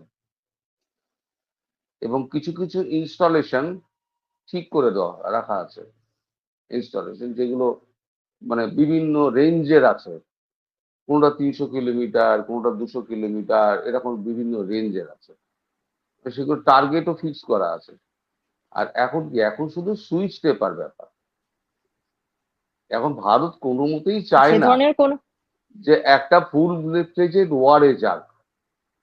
একটু লাইটটা জ্বালিয়ে দাও না, এটা ফুল ফ্লেজেড ওয়ারে যাক ভারত কখনোই চায় না। কারণ ফুল ফ্লেজেড ওয়ারে গেলে তার একটা বড় একটা মানে মানে ঝামেলা হচ্ছে যে প্রচুর প্রাণের ক্ষয়ক্ষতি হয়, সম্পত্তির ক্ষয়ক্ষতি হয়, সেইগুলো কিন্তু ভারত কিন্তু করতে চায় না। ভারত চায় কূটনৈতিক সমাধানের মাধ্যমে যাতে ব্যাপারটা ঠিক হয়ে যায়। কিন্তু এখন ব্যাপারটা যদি দেখা যায় যে একান্তই হচ্ছে না, ভারত তার একদম ফিক্স করা পিরিয়ডের মধ্যে ব্যাপারটা করবে, তাহলে পরে ওই লাস্ট অপশনটা ভারত নেবে। এখন সেটা ট্রাম্প আসার আগে নেবে না ট্রাম্প আসার পরে নেবে। আগে শুনেছিলাম ট্রাম্প আসতে পারেন এপ্রিলে, এখন শুনছি না ট্রাম্প আসবেন মার্চে, যদিও এখনো ওভাল অফিস থেকে কোনো ডেট ফিক্স করা হয়নি। সম্ভবত দুবাইতে যখন রাশিয়ার প্রেসিডেন্টের সঙ্গে যখন বৈঠকটা হবে ট্রাম্পের, সেই সময়তে যাওয়া আসার পথে হয়তো ভারতবর্ষে আসতে পারে, তখন একটা ঠিকঠাক হতে পারে যে কি করা যেতে পারে। মিলিটারি অ্যাকশনে যদি যেতে হয় সেক্ষেত্রে আমেরিকার কিছুটা সাহায্য সেই ধরনের হয়তো সেই ভারত ধরনের পেতে পারে। দাদা, সেই ধরনের ষড়যন্ত্রের কোনো আভাস বা সেরকম কোনো লক্ষণ কি আপনি দেখতে পাচ্ছেন? হ্যাঁ হ্যাঁ হ্যাঁ আহ, হ্যাঁ হ্যাঁ, অবশ্যই অবশ্যই অবশ্যই বলুন। অবশ্যই। এই আমরা এই আমরা জান এই যে নিজুমদা যে টোকাই পার্টির কথা বললেন, এটা হচ্ছে জামাতের বি টিম। আমি যতটুকু আমার মনে হয়, মানে আহ, নিজুমদা ভালো বলতে পারবেন, এই জামাতের বি টিম, এদের এদের ষড়যন্ত্রটাই হচ্ছে গিয়ে ওই দুটো লোক আছে, আমি নাম নিই না, দু তিনটে লোক আছে যে একজন প্যারিসে বসে থাকে, দুজন আমেরিকায় বসে থাকে, তারা ওই ধানমন্ডির মতো, তারা একটা মানে ওই 10-15 জন 15 তারিখ একটা অ্যাকশন করতে হবে। তারা 2-4-3 দিন আগে থেকেই তারা নানান রকম তারা হেউতুল তারা এ দেখবেন এইটা হইব, দেখবেন ওইটা হইব, দেখছেন হইছে, দেখলেন হইছে, কইছিলাম না হইব, দেখেন হইছে, এই করতে করতে 15 তারিখে হয়তো অ্যাকশনটা করতে হবে। সে 14 তারিখে বললো আগামীকাল সবাই রাস্তায় নামুন। তাদের লক্ষ লক্ষ কোটি কোটি ফলোয়ার, লক্ষ লক্ষ ফলোয়ার, তাদের 2.5 মিলিয়ন 3 মিলিয়ন সমস্ত ফলোয়ার, ওই নামিয়ে দেবে রাস্তায়, রাস্তায় নামিয়ে দিয়ে তাদেরকে বলে চলো যাই সেনা দপ্তরে গিয়ে সেনা দপ্তর ভাঙাভাঙি করি। এটা ন্যারেটিভ কিন্তু অলরেডি খাড়া করা হচ্ছে, সেনা প্রধানের বিরুদ্ধে কিন্তু অলরেডি কিন্তু এরকম ন্যারেটিভ খাড়া করা হচ্ছে। দেখবেন ঠিক এইটাই, ঠিক মানে 12-15 তারিখের আগে ঠিক এই ঘটনাটা ওরা ঘটাবেই, এরা ঘটাবেই। আর মনে করছে এরা যে প্যারিসে বসে একজন আমি খুব সুরক্ষিত আছি, একজন আমেরিকায় বসে সুরক্ষিত আছি, কেউ সুরক্ষিত নয়। ভারতবর্ষের গায়ে হাত পড়লে পরে কেউ সুরক্ষিত নয়। পাকিস্তানের এখন সন্ত্রাসবাদীগুলো টপাটপ করে একেবারে ওই রসগোল্লার পড়ার মতো, পাতে পড়ার মতো কবরে ঢুকে যাচ্ছে একটা একটা করে। কবে যে এরা পৃথিবী থেকে এদের মানে জায়গা উঠে যাবে এরা নিজেরা কল্পনা করতে পারছে না কোন জায়গায় হাত দিয়েছে। এই সিআইএ বলুন, র বলুন, মোসাদ বলুন, কেজিবি বলুন, এরা কোনোদিনও শত্রুকে ছাড়ে না, কোনোদিনও ছাড়ে না। আমি আমার একটা ভিডিওতে আমি রবীন্দ্রনের কথা বলেছিলাম যে ডাবল এজেন্ট হয়ে গেছিল, ইন্ডিয়ার এজেন্ট ছিল, আইএসআই এর এজেন্ট হয়ে গেছিল, তাকে কি করে মেরেছিল, সে বিদেশে পালিয়ে গেছিল, সে আইএসআই এর সাহায্যে, তাকে কি করে মেরেছিল, আমি পুরো গল্পটা বলেছিলাম সেই ভিডিওতে। সুতরাং এই সমস্ত বুদ্ধিমান এবং মানে শত্রু এবং ওই সমস্ত মানে বড় বড় জঙ্গি, তারা যখন তাদেরকে আইএসআই যখন রক্ষা করতে পারেনি, এরা কে, কোন ক্ষেত কা মুলি হ্যায়, যে কোনো দিন যে কোনো সময় এদের টিকিট কাটা হয়ে যাবে, ওই 72 হুরের কাছে গিয়ে বেলি ডান্স দেখবে। আমি তো বলি 72 হুরের কাছে বেলি ডান্স দেখবে। আমরা আজকে যদিও আলোচনা যা করছি সেরকম কোনো বিবৃতি আমরা প্রধান উপদেষ্টা ডক্টর মোহাম্মদ ইউনূসের কাছ থেকে আজকে বিবিসির ইন্টারভিউ পাইনি। তিনি বলেছিল আছে এবং সামনে থাকবে, ওগুলো অপপ্রচার। দীপা আমি কিছু আপনাকে একটা আসলে প্রশ্ন করতে চাই, আপনার প্রতি আমার একটা প্রশ্ন আছে, প্রশ্ন করব? করুন। আমি আচ্ছা, আপনাদের আমি শুনতে পাইনি, কি বলেছেন? বললাম প্রশ্ন আমার করবার কথা, আপনি করছেন না, আমাকে সেটা তো প্রশ্ন। বটেই, ঠিক আছে, করবেন। সেটা তো বটেই। আমার একটা জানার আছে, এই যে আপনি বললেন যে প্রধান উপদেষ্টা ডক্টর মোহাম্মদ ইউনূস, তিনি প্রধান উপদেষ্টা কিভাবে হলেন? মানে বাংলাদেশের আইনে, আপনি তো একজন আইন মান্যকারী সিটিজেন, তাহলে তাকে প্রধান উপদেষ্টা আপনি কিভাবে বলেন? বাংলাদেশের কোন আইনে অন্তর্বর্তীকালীন সরকার ব্যবস্থা আছে? নাম্বার ওয়ান, এটা আমি জানতে চাই। এবং এরকম না থাকা একটা সিস্টেমের মধ্য থেকে কেউ প্রধান উপদেষ্টা হলে তাকে প্রধান উপদেষ্টা আইনত বলা যায় কিনা? এখন তো দে আর দ্য গভর্নিং বডি। আসলে এই সময় তারা তো চালাচ্ছেন, তাহলে শাসন ব্যবস্থা রয়েছেন। তো তাহলে মানে ঠিক আছে, এখানে তো ঠিক আছে আপনার আসলে এই মুহূর্তে ঠিক তো আছে আসলে আপনার আওয়ামী লীগ হুম, সরকার হুম, ঠিক আছে। তারা তো আপনার আসলে এই যুক্তিটা আমি নিয়ন্ত্রণ আপনার এই করছে না যুক্তিটা আমি মেনে সরকার। নিলাম। আপনার এই আমি যুক্তিটা আপনার আমি মেনে আপনি নিচ্ছি। হ্যাঁ না হ্যাঁ, না, ঠিক বলুন। আছে, ঠিক আছে, এটা শেষ করি, একটু শেষ করি। ধরা যাক একটা বাসে একদল ধর্ষক এসে ধর্ষণ করলো, বাসের নিয়ন্ত্রণটা তাদের কাছে। এখন আপনি তাদেরকে বলবেন, ধর্ষক সাহেব এক গ্লাস পানি পেতে পারি? না, তাদেরকে একজন নিশ্চয়ই না। ধর্ষক সাহেব বলে? তাহলে তাদেরকে যদি না বলেন, মানে সেটা অপরাধ, এবং অপরাধীদেরকে আপনি অত্যন্ত জঘন্য এবং অত্যন্ত ঘৃণা ভরে আপনার নামটা বলা উচিত, এই ধর্ষণকারী।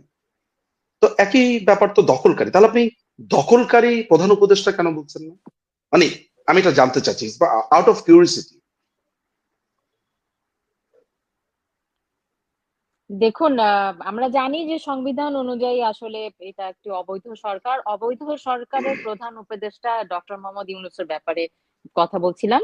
তো আপনার কাছে কি মনে হয় উনি ইন্টারভিউতে যেটা বলেছেন যে ভারতের সঙ্গে আসলে কোনো সম্পর্ক খারাপ নয়, কোনো কিছু নয়, যেটা দিয়ে আমরা দাদার সঙ্গে আলোচনা শুরু করেছিলাম, আপনার আপনার সাথে সেই আলোচনা দিয়ে লাইভটি শেষ করতে চাই আজকে। উনি বলেছেন এটি একটি অপপ্রচার। অপপ্রচার, এবং এটাকে নিশ্চয়ই সাধারণ মানুষ ধারণা করতে পারে। এই অপপ্রচার আসলে কারা করতে পারে যে ভারতের সঙ্গে বাংলাদেশের সম্পর্ক খারাপ, কিন্তু তার অন্যান্য অবৈধ সরকারের অন্যান্য উপদেষ্টাদের, এবং উনি ক্ষমতায় দখলের আগে ওনার কিছু, মানে সরি আমি উনি কয়েকবার বলেছেন সেভেন সিস্টার্স দখলের কথা, এবং যদি কোনো কারণে বাংলাদেশে ভারতের অতি আগ্রহ তারা দেখেন, এগুলো তারা দেখে নেবেন, বুঝে নেবেন। এখন আসলে কোনটাকে সত্য ধরে নিব, আর কি পরিস্থিতির পরিপ্রেক্ষিতে হঠাৎ উনি কথা বদল করে এই কথা বললেন? তো সরকার অবৈধ ইন্টারিম গভর্নমেন্টের প্রধান উপদেষ্টা এই কথা বলেছেন। অসংখ্য ধন্যবাদ দীপা, যে আপনি সঠিক সম্বোধন করতে পেরেছেন, এই জন্য নাম্বার ওয়ান। আপনার হাসি পাচ্ছে, আপনি স্ক্রিনে হাসতে পারেন, কোনো সমস্যা নেই। আচ্ছা, এখন কথা যেটা হচ্ছে সেটা হচ্ছে যে সেটা হলো যে বাংলাতে একটা কথা প্রচলিত আছে, একটু আমি রাগঢাক করে বলবো, বিলাই কম ড্যাশ ড্যাশে মান্দার গাছে ওঠে না। জানেন তো সেই প্রবাদটা? ঠিক আছে, ড্যাশ ড্যাশ শব্দটা আমি আর বলছি না, যেহেতু সভ্য সমাজে আছি, সব কথা তো বলাও যায় না।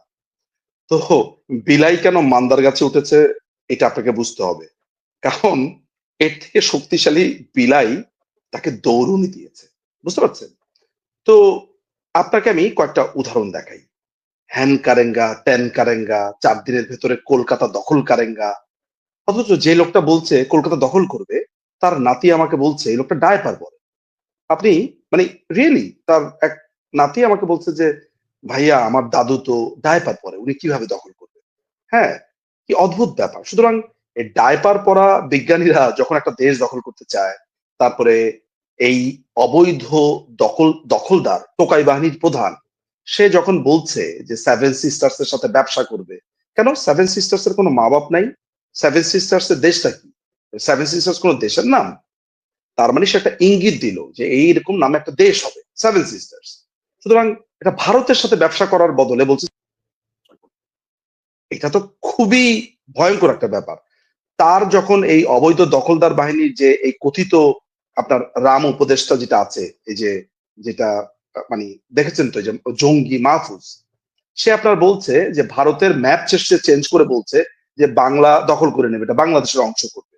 এগুলো তো সরাসরি যুদ্ধ ঘোষণা, তাই না? যুদ্ধ ঘোষণা সামিল তো কোনো একটি দেশের ভৌগোলিক অংশ, ভূখণ্ড আপনার নিজের বলে দাবি করা, এগুলো সরাসরি। এবং সবচেয়ে বড় ব্যাপার, এটি অবৈধ সরকার, এটার কোনো জনভিত্তি নেই, আইনগত কোনো ভিত্তি নেই।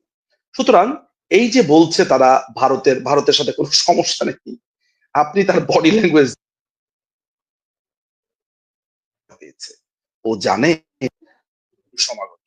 তরুণদা আপনাকে অনেকগুলো ব্যাখ্যা দিয়েছে, যারা বুদ্ধিমান, যারা ধী শক্তি সম্পন্ন, এক বইয়ের পাঠক না, তরুণদার প্রত্যেকটা শব্দ বুঝবে এবং তরুণদা কে, তার সাথে কাদের যোগাযোগ আছে, এটা যখন সে বুঝবে তখন ঠিকই বুঝবে ওনার কথার গুরু রহস্য। আমি আপনাকে আরেকটু সহজবোধ্য করে একটা কথা বলি। মানুষের যখন সেটার লক্ষণ দেখা দেয়, আমি আপনাকে দিন তারিখ বলবো না, কিন্তু আমি এইটা বলছি, একদম পরিষ্কার করে শুনে রাখুন, থাকবে না, এই সরকার থাকবে না। সুতরাং খুব শীঘ্রই এদের চলে যেতে হবে। তো ভারতের ব্যাপারে এখন বলা, ভারতকে এখন এখন যে বলছে, কই ভারত যারা বর্জনের ডাক দিয়েছে তারা তো কোনো প্রতিবাদ করছে না। কারণ বিলাই ডক্টর ইউনূস একা না, যতগুলো ভারতের বিরুদ্ধে বলছে সবগুলো মান্দার কাছে উঠেছে। এখন এখন বলুক, এখন মিছিল করুক। ওই যে ফ্রান্স থেকে যে চাপরাশিটা আপনার প্রতিদিন মিথ্যা কথা বলে, মিথ্যাগিরি করে, ধ্বংস করে, হত্যার কথা বলে, হত্যাকাণ্ডের কথা বলে, ও এখন বলুক যে ভারতের ব্যাপারে এসব কেন বলেছে। এখন দেখি বলুক। বলবে না, কারণ সাহস নাই। তো আলটিমেটলি ঘটনাটা যেটা হচ্ছে সেটা হচ্ছে যে সময় সমাগত হয়েছে, পালানোর সময় এসেছে। ফলে বাঁচার শেষ চেষ্টা হিসেবে ভারতকে পীর ডেকে যদি একটু নিস্তার মেলে, এই হচ্ছে ঘটনা। রিজুন, তার কাছে আমার একটা প্রশ্ন আছে। আমার দর্শকের পক্ষ থেকে, আপনার সঙ্গে প্রধানমন্ত্রীর যোগাযোগ আছে। আমার দর্শকরা আমায় জ্বালিয়ে মারে যে আপনি একটুখানি আমাদেরকে একটু আশ্বস্ত করুন যে আমাদের নেত্রী কেমন আছেন এবং মানসিক দিক দিয়ে তিনি কতটা স্ট্রং আছেন। আপনার একটা বার্তা ছিল, সেই বার্তাটা কিন্তু আমি আমার পেজে আপনাকে পাইনি, আমরা বিরক্ত করিনি, কারণ আপনি ব্যস্ত থাকেন। আপনার অনুমতি না নিয়ে আপনার পেজ আমার এতে ইউটিউবে আমি বার্তাটা দিয়ে দিয়েছিলাম। কিন্তু তাদের বক্তব্য, আপনি যখন আজকের শোতে আছেন, আপনি শোতে যদি একটু তাদেরকে একটুখানি আশ্বস্ত করেন যে আমাদের বাংলাদেশের প্রধানমন্ত্রী শেখ হাসিনা, তিনি শারীরিক এবং মানসিক দিক দিয়ে কতটা সুস্থ এবং কতটা দৃঢ় মানসিক আছেন, এইটুকু। প্রথমে আমি একটা কথা বলি, সেটা হচ্ছে যে মাননীয় প্রধানমন্ত্রী, গণপ্রজাতন্ত্রী বাংলাদেশের মাননীয় প্রধানমন্ত্রী শেখ হাসিনার সাথে আমি যখন কথা বলি তখন আহ মানে যদি আমি 5 মিনিট কথা হয় বা 10 মিনিট কথা হয়, আমি মনে হয় 3 মিনিটই হাসতে থাকি। ওনার হিউমার, এক প্রবল হিউমার সম্পন্ন একজন মানুষ। এবং কেউ যদি হিউমারের ফ্যান হয়, যে মজা করে কথা বলা, তিনি অনন্য। প্রবল চাপে, ধরা যাক আমি প্রচন্ড কোন একটা বিষয় নিয়ে টেনশন করছি, উনি এমন একটা মজার কথা বলবে, আপনি টানা 1 মিনিট হাসবেন ওনার কথাবার্তা শুনে, যেটা আমার ক্ষেত্রে হয়েছে। Number one. তো এই থেকে আপনি একটা জিনিস বুঝতে পারেন যে মানসিক ভাবে এই যে তার এত কিছু হয়ে যাচ্ছে, তিনি আমি ব্যক্তিগতভাবে এত রেগে গেছি, বিশেষ করে 5 তারিখের এই ঘটনার পরে, যে আমার এই দেশের মানুষের প্রতি আমার বিতৃষ্ণা, তিনি কিন্তু এটা পছন্দ করেন না। আমি যখন বাংলাদেশের মানুষকে নিয়ে কোনো কটূক্তি করি, আমি যখন এক বীর জাফর বলতে থাকি বা আমি বলতে থাকি, এটা যখন আমি বলি, তা আমার আমার অপরাধ, আমি স্বীকার করি। ইমোশনাল হলে আমি বলি, নেত্রীটা অপছন্দ করেন। কথায় কথায় জনতা, বিশ্বাস করেন এই মানুষটাকে, না আমার মাঝে মধ্যে মনে হয় যে ওনাকে যদি একটু বোঝাতে পারতাম যে তিনি মানুষটা এমন, চোখে চোখ রেখে কথা বলেন, পৃথিবীর কাউকে তিনি পরোয়া করেন না, কিন্তু রেসপেক্ট রেখে বলেন। Number one. মানসিক শক্তি তরুণদা এত প্রবল মানুষটার, এবং তিনি অসংখ্য খবর তার কাছে আছে, কি হচ্ছে না হচ্ছে, কি হবে, তিনি প্রত্যেকটা রোড ম্যাপ জানেন। কিন্তু তিনি যেটা বলছেন একদম প্রভাবিত সবকিছু, তিনি একটা কথাই বলেন যে জনতা যখন চাইবে, জনতা যখন একত্রিত হবে, মুক্তি আমাদের তখন মিলবে। Simple as that. আমি কতবার এই টোকাইদের ব্যাপারে আমার বিতৃষ্ণা, আমার ঘৃণা কতবার প্রকাশ করেছি। তিনি জবাব দিয়েছেন, না নিঝুম, এভাবে এভাবে বলা যাবে না। এই ছেলেগুলো, এই বাচ্চাগুলো এরা বুঝতে পারেনি, বরঞ্চ তিনি বুঝিয়েছেন আমাকে যে লুক, এই ছেলেগুলো বা এই মেয়েগুলো, এই যে তারা রাস্তায় নেমেছে, তুমি এটাকে অ্যাপ্রিসিয়েট করবে। কেন অ্যাপ্রিসিয়েট করবে? তুমি ধরে নাও যে এটা আওয়ামী লীগের বিরুদ্ধে করেনি, রাজনৈতিক সচেতন হিসেবে করেছে। মানে তিনি এইভাবে দেখার চেষ্টা করছেন যে ওরা রাজনৈতিক সচেতনতা হয়েছে বলে ওরা মনে করেছে যে আমরা খারাপ করেছি, তাই তারা এসেছে। এখন আমরা খারাপ এই কথাটা ওদের কানে যারা বুঝিয়েছে, তুমি ডিল তাদের সাথে করবে। কিন্তু শত শত যারা স্টুডেন্টকে তুমি দেখেছো, তুমি তাদের ব্যাপারে, যেমন আমি যে টোকাই বলছি, উনি কিন্তু খুব একটা যে পছন্দ করেন তা না, কিন্তু কিন্তু ওয়েল, এটা আমার ইন্ডিপেন্ডেন্ট মতামত, আমি বারবার বলছি, আমি তাকে বোঝানোর জন্য বলছি। তিনি কিন্তু প্রচন্ড, তিনি তাদেরকে সবসময় বলে যে ছাত্ররা ভুল বুঝেছে। আমি বলি যে আপা, একটা গুজব ছড়ানো হচ্ছে যে আমরা ক্ষমতায় এলে এদেরকে নাকি ফাঁসি দিব। নো, এটা তুমি জনগণকে জানাও এবং তোমার বন্ধুদেরকে যারা বলছে তাদেরকে জানাও। কেন তাদেরকে? বরঞ্চ তাদেরকে এইটা বলা উচিত যে আমি খুব খুশি হয়েছি যে তারা রাজনৈতিকভাবে সচেতন। আপনি কল্পনা করতে পারেন, এগুলো আপনি গল্প উপন্যাসে শুনেছেন। তিনি মানুষটা এমন। আপনি আপনি জানেন না যে তাকে পৃথিবীর, মানে এটা একটা অষ্টম নবম আশ্চর্য ছিল তাকে গণভবন থেকে সরিয়ে নেওয়াটা। তাকে হাতে পায়ে ধরতে হয়েছে।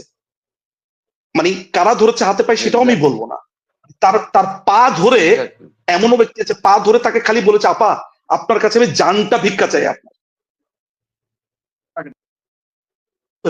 মেরে ফেলবে, আমাকে কবর দিও টুঙ্গি পাড়াতে।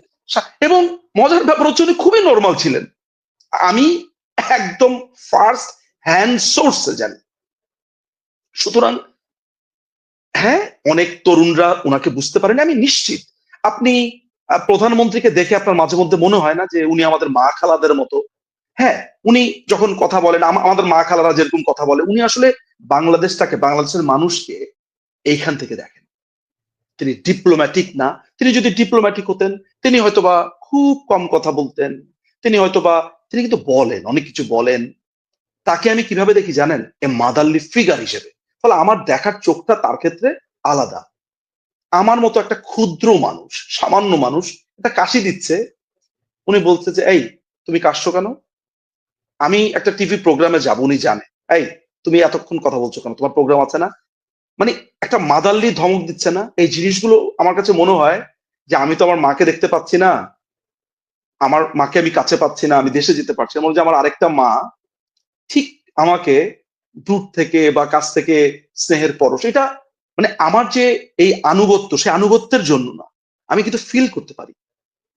কারণ উনি এমন একটা পর্যায়ে আছে, আমার মতো একটা মানুষ কাশি দিলে তাতে কি আসে যায়? কাশি কেন দিয়েছি এটার জন্য উনি 10টা প্রশ্ন করবে। কাশি দিয়েছো কেন, কোথায় গেছো, রাতে উনি একবার ফোন দিয়েছে, অনেক রাত হয়েছে, আমি ফোন পিক করেছি, এত রাতে ফোন ধরলে কেন, এখনো ঘুমাওনি? মানে উনি বুঝতে পারেনি আমি কোথায় আছি। আমি যখনই বলেছি এখানে, এখানে তো অনেক রাত, তুমি এখানে, তুমি এখনো ঘুমাওনি। এই যে মানুষটা, দেশে এত কিছু হয়ে যাচ্ছে, আমার মতো একটা ক্ষুদ্র মানুষের খবর নেওয়া ওনার কোনো দরকার ছিল? নিয়েছেন।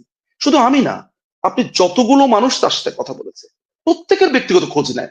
এই কি খাইছো, ঘুমাইতে গেছো কিনা, ঠিক এমনি প্রশ্ন করে উনি। সো এই তরুণরা, আজকে তরুণরা ঘৃণা প্রদর্শন করেছে না, আমি নিশ্চিত এই তরুণরা একদিন কাঁদবে। কারণ তরুণরা শেখ হাসিনাকে, অনেক মানুষ মিস আন্ডারস্টুড হয়েছে ইতিহাসে, পরে কেঁদেছে না? কেঁদেছে তো। তো আমাদের দুঃখ যে একটা সুনির্দিষ্ট সময়ে তাকে ভুল বুঝেছে অনেক তরুণরা। আমি খারাপ হতে পারি, আমাকে নিয়ে সমালোচনা হতে পারে, because I am not perfect, but she is perfect আমার চোখে। তিনি একজন মাদারলি ফিগার, তিনি একজন রাজনীতিবিদ, তিনি একজন বোন, তিনি একজন খুব ভালো বন্ধু, তিনি মানসিকভাবে অসম্ভব শক্তিশালী একজন মানুষ। আমি 5 তারিখে কি ভয়ঙ্কর ভাবে, আমার যে, মানে আমি বলতে চাই না ওই মোমেন্টটার কথা। তিনি চুপচাপ আমার এই বিলাপ শুনেছেন, তিনি তারপরে আমাকে অ্যান্সার করেছেন, নিঝুম, ভেঙে পড়া যাবে না, ইউ হ্যাভ টু স্ট্রং। এই হচ্ছে শেখ হাসিনা। আমার আমার এখানে সব থেকে অবাক লাগে, আমাদের তো বহুদলীয় গণতন্ত্র, এই একটা মানুষ যখন এলেন ভারতবর্ষে, তখন কিন্তু একটা রাজনৈতিক দল, একজনও না, সে আপনার কংগ্রেস বলুন, বিজেপি বলুন, এসপি বলুন, বিজেডি বলুন, আরজেডি বলুন, সপা বলুন, এত আমাদের তো শখানেক দল আছে, কেউ একজন বিরোধিতা করেনি। সবাই লিখিতভাবে, নরেন্দ্র মোদী এত চালু লোক, যিনি টেনে নেতা, তিনি লিখিত প্রস্তাব নিয়েছেন সবার কাছ থেকে যে তোমরা লিখিত দাও, পরে ফ্লোরে এসে চেঁচামেচি করবে ও হবে না। কিন্তু সবাই লিখিতভাবে জানিয়েছে আমাদের কোনো আপত্তি নেই। এই বিএনপি বা এদেরকে সব থেকে বড় মুশকিল এদের কি হয়ে গেছে জানেন? এদের মুশকিল হয়েছে এই শেখ হাসিনার ইস্যুতে ভারতবর্ষের সব নেতারা এক। কংগ্রেসের সঙ্গে তার যেমন সম্পর্ক, প্রধানমন্ত্রী রাহুল গান্ধীকে, যেমন সোনিয়া গান্ধীকে উনি বলতেন এ তোমারা লেড়কা নেই হ্যায়, এ রাজকুমার তোমারা এবং লেড়কা নেই হ্যায়, রাজকুমারী আরেকটা তোমার মজার লড়কি ব্যাপার নেই কি হ্যায়। তরুণদা, জাস্ট আমি একটু ছোট্ট ইন্টারাপ্ট করবো আপনাকে, এটা একটা মজার ব্যাপার কি জানেন, যে নেত্রী যখন কংগ্রেস এবং বিজেপির সাথে, মানে একটা তো পারিবারিক সম্পর্ক, একটা দীর্ঘ সময় কংগ্রেসের হুম, সাথে, মজার ব্যাপার হচ্ছে বিজেপির অংশ থেকে এটাকে কখনো মাইন্ড করা হয়নি। এর কারণ না, হচ্ছে যে নেত্রীর এই যে একটা সম্পর্ক, এই যে লেয়ার অফ রিলেশনশিপটা, এইটা না খুবই ম্যাচিউরলি দুটো দলই হ্যান্ডেল করেছে।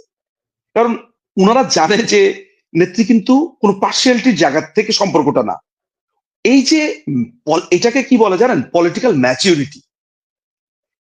আমি একটা আশ্চর্য হয়ে যাচ্ছি, এই বহুদা বিভক্ত সমাজ, এখানে ভিন্ন ভাষাভাষী আছে, ভিন্ন কালচার আছে ভারতের, একটা বৈচিত্র্যময় একটা দেশ তো, তাই না? এই জায়গাতে শেখ হাসিনা প্রশ্নে সব এক আটটা। এটা এটা আমার realisation. Please continue, sorry interrupt করছি। যখন উনি এবারে সে যখন 2019 সালে যখন এসেছিলেন, এসে সোনিয়া গান্ধীর সঙ্গে দেখা টাকা করলেন, তারপর মোদিজি ওনাকে ডেকে পাঠালেন পার্লামেন্টে, যে আপনি একবার পার্লামেন্টে আসুন। উনি পার্লামেন্টের সেন্ট্রাল হলে ঢুকে উনি যেটা করলেন, মোদিজির ঘরে আর গেলেন না। ওই সেন্ট্রাল হলে যত আপনার বিভিন্ন দলের নেতা মন্ত্রী যারা বসে আছে, তাদের সঙ্গে উনি চা খেতে খেতে 3.5 ঘন্টা আড্ডা মেরেছিলেন।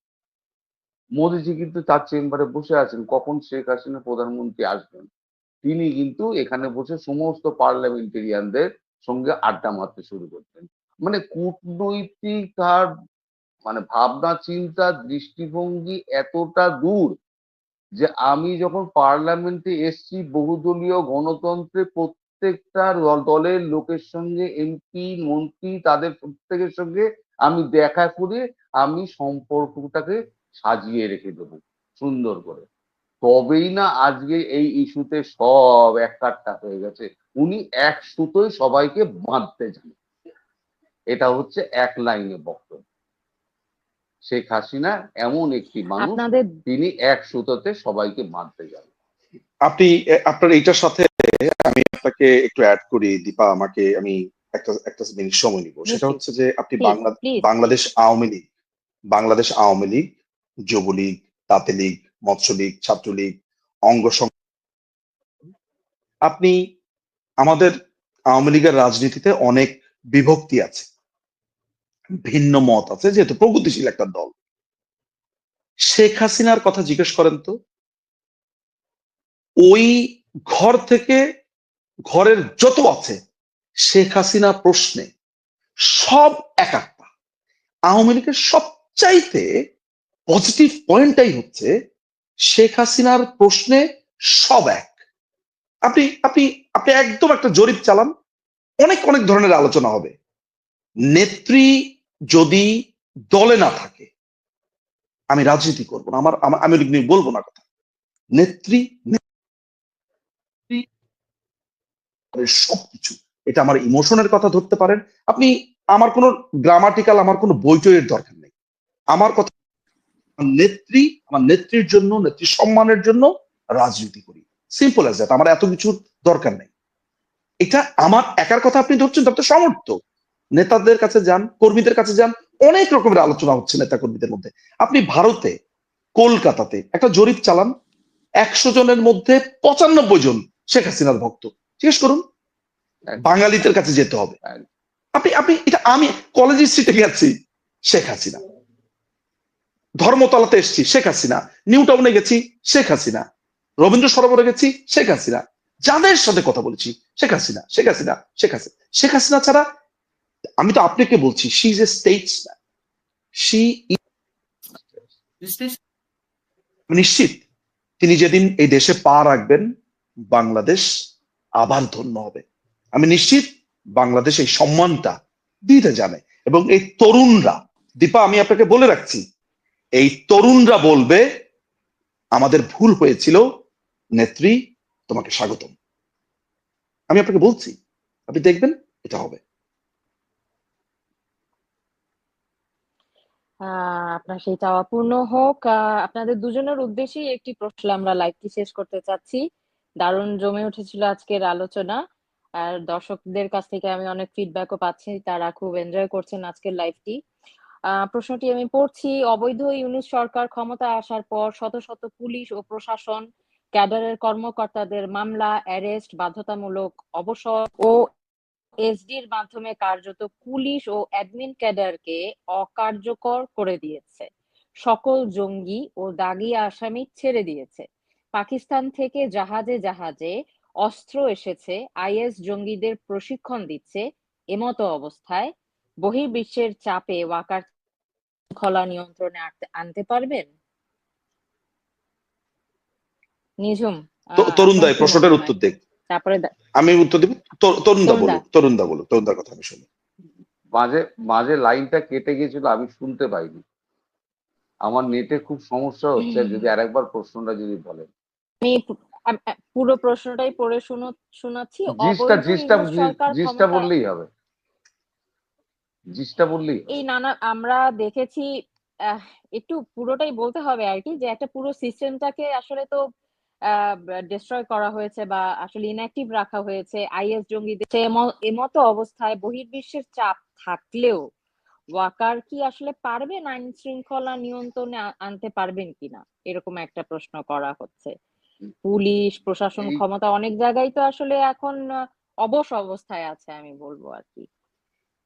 আমি বলুন দাদা। জানি না, উনি কি এই যে ওয়াকারুজ্জামান সম্পর্কে কিন্তু আমার একটু মানে একটু নেগেটিভ ধারণা আছে।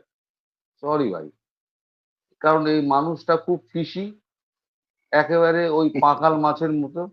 হ্যাঁ, উনি কি করতে চান, কি করবেন, এটা বোঝা কিন্তু খুব মুশকিল। ওনার হৃদয়ে এক থাকে আর মুখে এক থাকে। উনি যেটা বলেছেন সেদিনকে, সেটা হচ্ছে ওপর থেকে লাথি খাওয়ার পরে বলেছেন। এখান থেকে উপেন্দ্র ত্রিবেদী, আর ওখান থেকে হচ্ছে গিয়ে পেন্টাগনের ফোন। এই দুটোর এতে ওস্তাতে তিনি এখন খুব মুশকিলে পড়ে গিয়েছেন বলে। এখন আবার তো আমি তো বলেছি যে এর প্রতি কোনো আস্থা কিন্তু ভারতবর্ষ রাখছে না। ভারতবর্ষ কিন্তু ওয়াকারুজ্জামানের প্রতি কোনো আস্থা রাখছে না, মুখে কিছু বলছে না, কিন্তু নেত্রীর খুব আস্থা আছে ওয়াকারুজ্জামানের।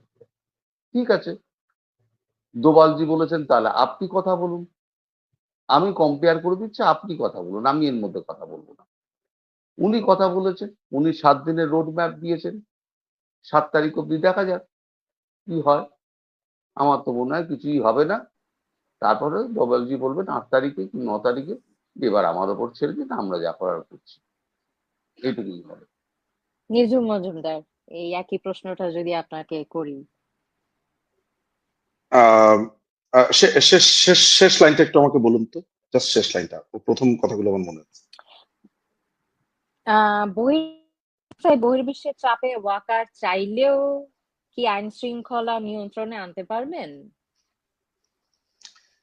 আহ আচ্ছা, প্রথম ব্যাপার হলো যে ওয়াকার ওয়াকারের ব্যাপারে যেটা তরুণদা বলেছেন, সেটা কিন্তু খুবই গুরুত্বপূর্ণ।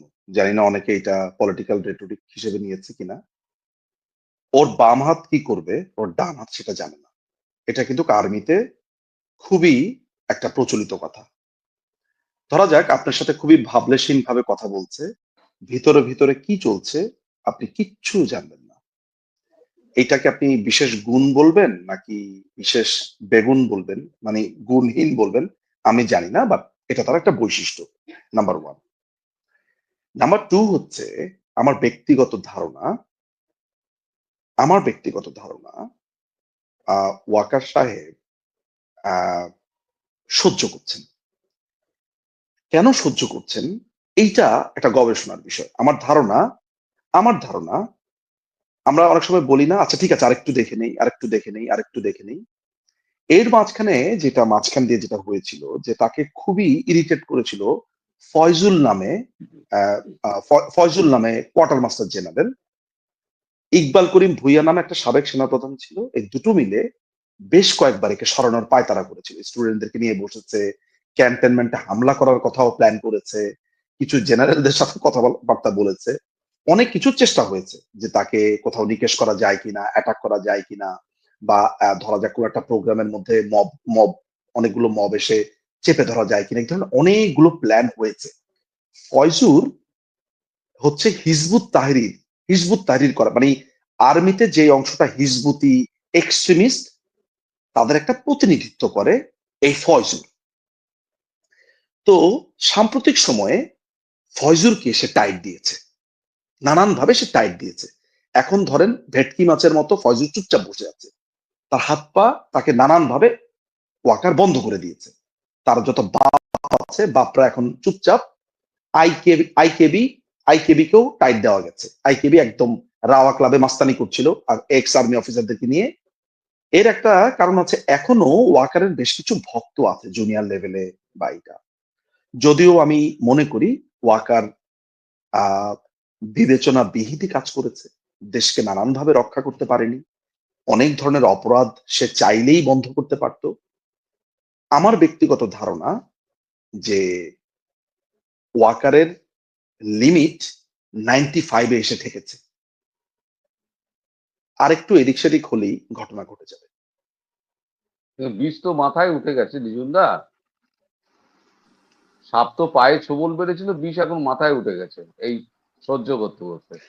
আর এই প্রসঙ্গে একটা কথা বলি, আমি আর বেশ কিছু বলবো না, মানে আমার তরুণদা আমি যতটুকু বলেছি আর কি, যারা বোঝার বুঝবে। হ্যাঁ। আর এই যে আহ উনি আজকে শুনলাম কোথায় কঙ্গো না কোথায় চলে গেলেন, রিপাবলিক অফ কঙ্গো না কোথায় উনি শান্তি বাহিনীতে চলে গেলেন। আমি বলিনি যে যেগুলো বলা হচ্ছে ওগুলো খবর না, যেটা বলা হয়নি সেটা হচ্ছে খবর। আমি এখন খবর লাগানোর চেষ্টা করছি যে উনি কেন ওখানে গেলেন, হঠাৎ 3 দিনের জন্য উনি কেন গেলেন। আরে ওনাকে ডেকে পাঠানো হয়েছে এমন একটা দেশে যেখানে 2 দিন ফ্লাইটে পৌঁছাতে হয়। তরুণদা আমার কাছে মনে হয় সামটাইমস কিছু কিছু সেটা জানা কথা যাবে দিন। থাক না গোপন, আমি মানে আহ, কিছু আমি কিছু কিছু এখনই গোপন এই কথা কথাটাই থাকুক। বলতাম যে এটা নিশ্চয়ই আমরা পরে আপনাদের হ্যাঁ কাছ নিপা, থেকে জানতে পারবো। এই হ্যাঁ দীপা বলুন, দাদা, আমার দীপা। যারা দর্শক হ্যাঁ দাদা শুনতে পাচ্ছি। Hello, hello. শুনতে পাচ্ছি, আপনাকে শুনতে পাচ্ছি। আহ আচ্ছা, দর্শক যারা এতক্ষণ হ্যাঁ আমাদের সঙ্গে থেকে লাইভটি দেখলেন তাদের প্রত্যেককে ধন্যবাদ। দাদা কি কিছু বলতে চাইছিলেন? নিজুদা দাদা নিজুদা নেট কিছু বলছিলেন আমাকে। না, ও না, আমি উনি শেষ আপনাকে যেটা করেছেন বলছিলাম কথা। যে আমি যেটা তরুণদাকে বলেছি যে আহ, আহ, আমাদের অগোচরে ইনভিজিবলি অনেক কিছু হচ্ছে। আমি সাধারণ দর্শকদেরকে একটা কথা বলি, সেটা হলো যে সবকিছু বাদ দেন, সবকিছু বাদ দেন। আপনারা কোনো আম, ঠান্ডা মাথাতে কোনো একটা ফাঁকা জায়গাতে গিয়ে, একটা নির্জন জায়গাতে গিয়ে যা কিছু ঘটে গেল গত 6 মাসে একবার বিবেচনা করুন তো, একটু ঠান্ডা মাথাতে। আমি কিন্তু বলছি না যে আওয়ামী লীগকে নিয়ে আসছি, প্রধানমন্ত্রী এসে প্রধানমন্ত্রী, আমি এগুলো কিচ্ছু বলছি না। তো এতটুকু আমি বলতে চাইছি আপনাদের কাছে, আপনাদের কি মনে হয় যে একটা স্ট্রাকচার টিকবার জন্য গত 6 মাসে এমন কিছু হয়েছে? এর মধ্যে এর মধ্যে বারুদের আগুনের মতো এই টোকাইরা একটা পার্টি বানিয়ে বসেছে। মানে আমি এই কারণে বলছি যে এটার জন্য তো আপনাকে রকেট সায়েন্টিস্ট হতে হয় না। মানে I am just counting the days, that's it. 1 2 3 TikTok TikTok TikTok. So আমি জাস্ট অপেক্ষা করছি, এই তো। Time will say. ধন্যবাদ নিঝুম মজুমদার। দর্শক আপনারা যারা আমাদের সঙ্গে এতক্ষণ ছিলেন সকলকে ধন্যবাদ। আমার ধারণা অনেকের পেয়েছেন, কেউ কেউ আশার আলো কিছুটা দেখতে পেয়েছেন। তবে দুজনার আলোচনার মধ্যে থেকে একটা কথাই আমি বলবো, একটি দেশের সম্মিলিত জনগোষ্ঠী সবচেয়ে বড় শক্তি। সম্মিলিত জনগোষ্ঠীর যেই চেতনা কিংবা যে ভালোবাসা দেশের প্রতি, সেটা একটা বিশাল। আর এখানে একজন প্রশ্ন করেছিলেন যে আসলে আইন শৃঙ্খলা ওয়াকারুজ্জামান পরিবর্তন করতে পারবেন কিনা। দেশটা আসলে আমাদের সকলের, সেরকম কোনো কিছু হলে আমরা যদি সত্যিই দেখি যে আমাদের দেশটি অতল অন্ধকারে এগিয়ে যাচ্ছে, আমার বিশ্বাস বাংলাদেশের মানুষ হারে না এবং অনেক মানুষেরই এখন পরিবর্তন এসেছে। বুঝতে পেরেছেন আপনারা যে দেশের সঙ্গে কত বড় একটি ষড়যন্ত্র হয়েছে। আমরা সকলে সম্মিলিতভাবে এগিয়ে আসলে এটা প্রতিহত করতে পারবো এবং বিজয় আমাদেরই হবে। দেশকে ভালোবাসুন, এগিয়ে আসুন। আমরা লাইভটি এখানেই শেষ করছি। আমাদের পরবর্তী লাইভ দেখবার জন্য আপনারা আমাদের ইউটিউব চ্যানেল করুন। জয় বাংলা, জয় বঙ্গবন্ধু। সবাইকে নমস্কার। জয় বাংলা, জয় বঙ্গবন্ধু, বাংলাদেশ চিরজীবী হোক।